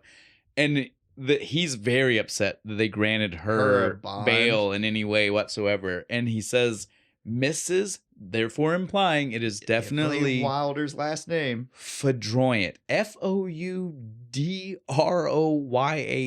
Fuck, that's a Fudroyant. name. Yeah. We'll move on from that. I just had to point that out because it caught me so off guard. I'm gonna go with Napalm. That's a much better, right? Like, Wilder Napalm is a much better last name. But yeah, so everybody gets to go on about their way. We see Wilder takes the longest time to get home or to get somewhere. He has no home. Yeah, he has no home. Their home is burned down and but he's just wandering down the train tracks. Wallace goes to the carnies. Vida, however, does not. She goes to the firehouse. She does not go with Wallace. No. Like I even expected. I thought she was going to. Nope. She goes and hangs out with the firemen. I have a problem with the firemen. They're a little absent-minded. Well, they're a little bit dickheaded to their friend. A little bit. They should not be on her side now about anything. They should be like, because she's like, she asked one of them, like, she's got them passing notes. She's got them passing notes like this is school. And they didn't even give it to him in person. He just like put them in the slot. Well, he couldn't find him. He had no idea where he was. It's out wandering the train tracks. Don't worry about it. He'll find him when he goes back to his because it's the only place he can go to. He has no house. So she knew if he wasn't sleeping at the fire station, he'd have to sleep at the photo booth. Yep, which is exactly where he goes. When he shows up, Wallace sees him go in, and he realizes I can fuck with him. He must think that she's with me. Yep. He's still so downtrodden. It must mean she's here. Let's have some fun with this. Yep. He gets every carny in on this. Everybody. They like this is so fucked speakers up. He's apparently he basically just does a giant shadow puppet trick in his trailer to make it look like it's all shaking and shit. They got that like he's getting wild with Vida, music right? going and stuff. All the carnies are like cheering him on. And this plan would have been absolutely fine. Like to a normal Wilder, right? Like the actual downtrodden, beaten up Wilder that walked into that booth. This would have been a fine prank. Would not have backfired on him. Nope. But this is those notes were in there. He read them, and it was Vida giving him a call to arms. Right. Come get me. Come get me. The only problem, the most important part of the letter was gone. It was stuck to his shoe. It was the one that said, I'm at the firehouse. So as far as he knows, she left him a note that was a call to arms. Come get me. And then she went to Wallace. Yep. She was saying, man up to your brother or you don't deserve me. That's what he thought. Yep. That's what he does, to his credit. He goes out there, he's just like, I'm gonna fight for you, baby, and starts throwing some fucking fire around. And Wallace is a little surprised. Totally surprised. But so down. Oh, he's like, ready. Oh, let's do this, finally. This is a good fight, dude. It's about to be burn down. This is full on war. Yeah, this is our big action ender. Like we burn everything in this. He just keeps screaming over and over and over again. Wilder screams at Napalm. Sorry, I guess we can call him Napalm. Yeah, now. we can call him Dr. Napalm. Now. They're both fighting. He's not in it. Well, we know his suit's on. We do. Yeah, we don't see it yet. It'll happen soon enough. But yeah, they're at this point, though, it is totally just Wilder blowing things up and then asking where Vida is, right? And every time And Wallace has and a Geb smart-ass answer. and every time there's a new smart ass She's answer, off getting more condoms. Where do you think she's at the hospital. She's delivering my baby already, right? Like just constantly. She's at the pharmacist. She's getting ointment for chafed thighs. I like that dude, one. so much stuff. It was so good. Something else. Yeah, blows up another thing. Just like you can call my bluff. I'll keep destroying we'll your do this carnival, dance motherfucker. all night long. And Wallace blows up his photo booth in retaliation. Ooh. So then Wilder blows up his fucking truck. Yep. Then it turns into like a fist fight, then Wallace comes clean. Oh, she's not here. Yeah, he comes clean that Vida's not there. And that she never had been. Like, he makes sure at this point that if they're going to have this fight, that it's going to be for what they really should be fighting about, right? Which like is you and your bullshit. The television. He calls him. Making me feel like I'm worthless when I should have been famous years ago. Well, I was about to say, literally, the second Wilder hears that Vida is no longer part of the argument, he instantly brings up the television, right? Like, instant. Like, I mean, it's literally seconds. It's like, Vida's not here. It's like, oh, okay, we're not fighting about that. Television. This is what we'll fight about then. We're going to fight regardless. We just need a reason. But again, that's what Wallace wanted. Wallace, he was begging for it. Well, Wallace, that's why he made sure that Wilder knew the truth. He didn't want this to be impassioned fight that wasn't actually about. He was like, no, let this be about the real shit. This is about you, me, and our childhood fucking trauma that we're going to deal with right goddamn now. And then at this point, it's super crazy because at this point, Wilder still believes Vida was in the trailer, right? Like he at no point could she have gone anywhere else. Yep, she should have still been in there. And Wallace is now hiding in the trailer. And Wilder throws one of his fireballs at the trailer. If your wife's in there, why would you do that? That seems very dangerous. Right? You might We've already seen a stray fireball blow up a trailer. Yeah, your own trailer. This is exactly what happened. So it was probably not the best idea. No, probably not. All the carnies are starting to get real upset, right? Wow, that's their livelihood burning. Well, not just that. Their other moneymaker and their meal ticket is also getting beat up. Yeah, they're not having a good time at all. Then the trailer goes up, right? Like Wilder goes in, and they start duking it out having inside, like a fight and shit. And the trailer explodes right about the time the fire department shows up and shit. And Vida, she sees it, and she's like, dead. "No!" We see this triumphant moment. Someone stumbles out in the suit, because he had even showed it, right? He said he did patent pending. The Dr. Napalm assistant suit. Yeah, so we see it, but we can't tell at first who's in it. Right. We see through the little window. It's Wilder. We even at that moment see this moment that we get this music, right? The triumphant song music. Where we see the scene. It's Vida looking at him and he's looking at Vida. You're literally just like, expecting movie's to done. run up. Well, you're like, kiss, movie's right? over. No, It's done. We're done. Credits are about to roll. He killed his brother. We're done.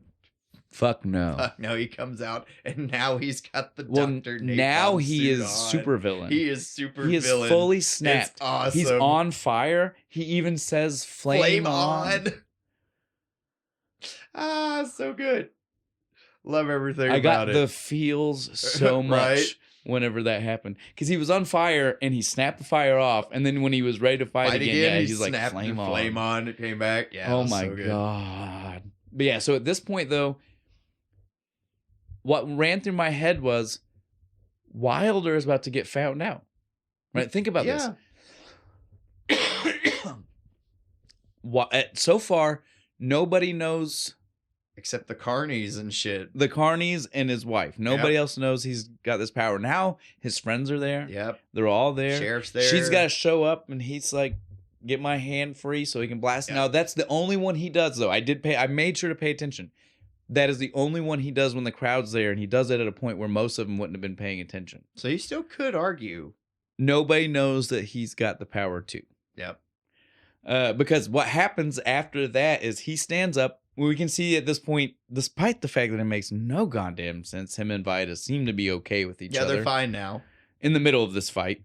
I guess almost dying. And so he then starts fucking with Wallace, right? Yeah. Because Wallace fucked up. Wallace told him the one thing that pisses him off the most is this attitude of not fucking caring, right? So he just starts not caring. So he starts not caring. I'm going to go ride the tilt-a-whirl with my wife. Me and Vida, we've made up and we're gonna go ride the tilt-a-whirl.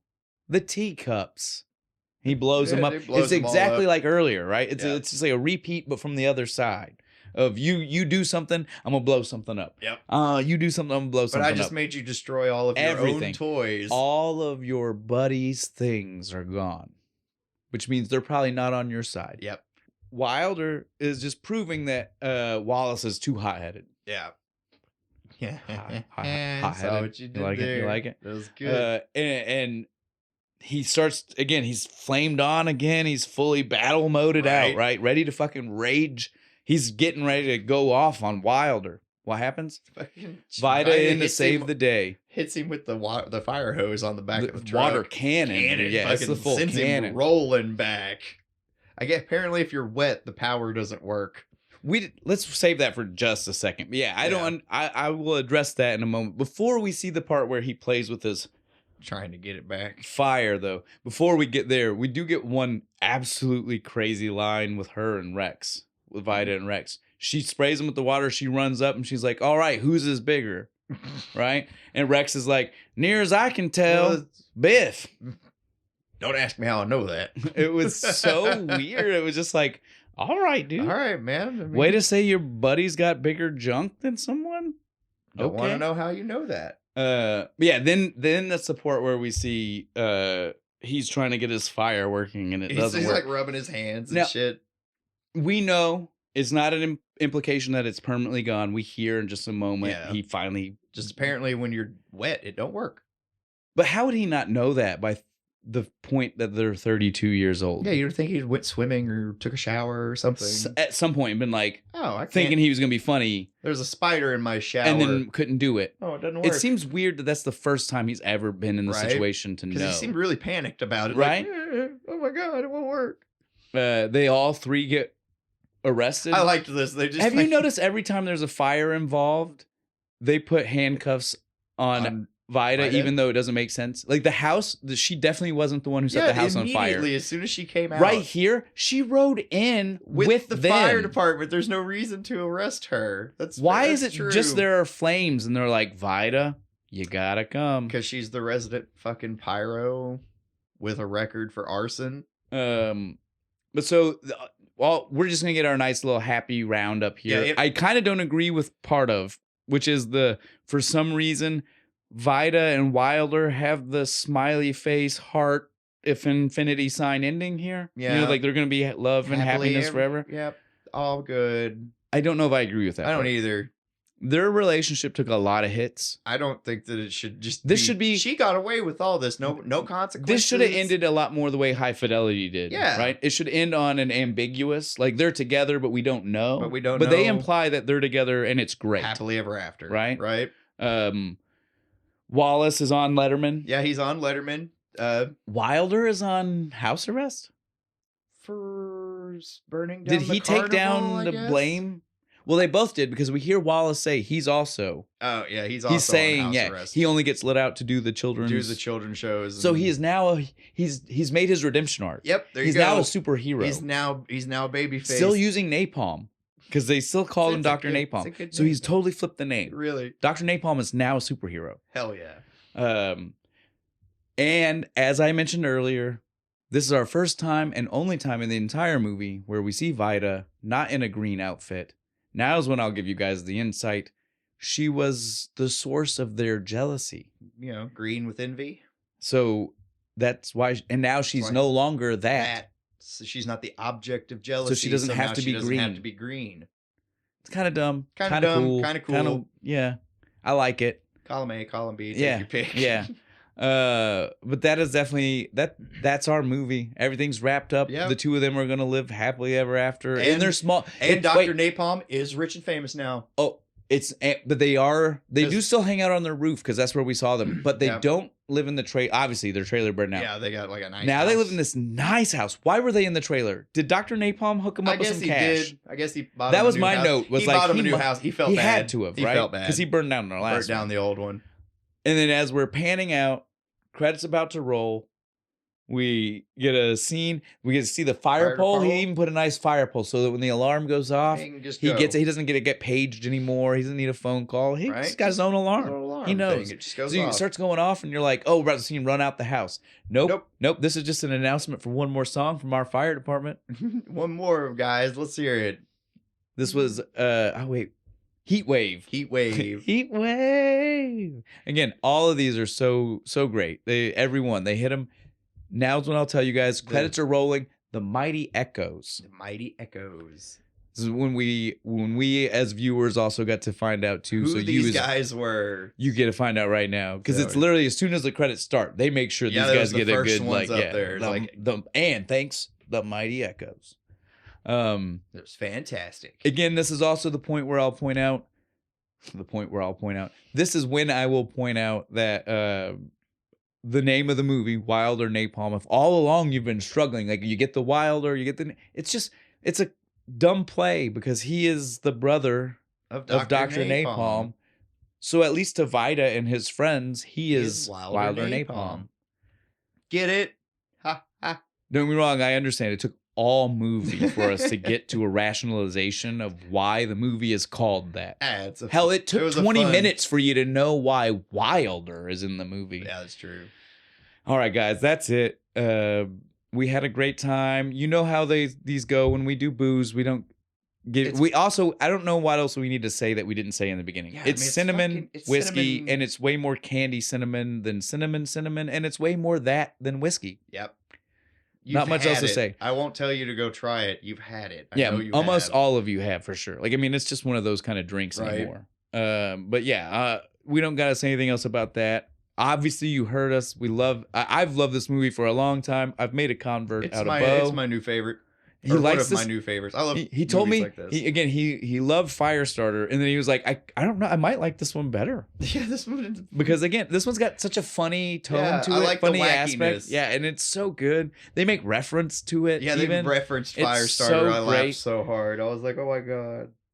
All right. All that's left now is Bo. What are we gonna drink next week? All right. Next time we're not really gonna do the game next time. We've got coming up Proper Brewing Company's SLC Pills. That's right, guys. We got a good reason for not doing the game. We are doing a follow-up. It's our first ever true follow-up, right? Like we've done some things that are kind of interconnected. Yeah, kind of connected. This is like a true we're telling you this is us doing a sequel. Yeah. This is us doing, we're going to do SLC Punk 2. Obviously, SLC Pills. Yep. When you see the picture of the can, you'll know even more. But yeah, this is SLC Punk 2. We're going to hit the sequel, buddy. That's right. We love James Marandino. He's great. We're going to give his second outing a shot, talk to you guys about it. We are doing this now for very timely reasons. May, that is just closed out for everybody listening right now, was the 25th anniversary of the first movie, releasing to normal theaters. Again, you guys might remember we mentioned when we did it before, we happened to by chance hit when it was in Sundance and shit. So we are for June now doing the second one because it also now kicks off 10 years since he wrapped filming the second movie. We're ending one anniversary and helping him kick off the second another one. That's right. So everybody go out, watch the movie. It's free on Tubi and shit. Yeah, exactly. And don't worry, we're not trying to take money away from him. He also fully supports you watching it on Tubi. Follow him on Facebook. They have Instagram. He's got SLC Punk 2 is the page, but James Marandino runs the page. Yeah, so go ahead and give them a follow and all, and tell them KFC Critics sent you. All right. On that note, though, we're done. All right, man, let's go burn some shit.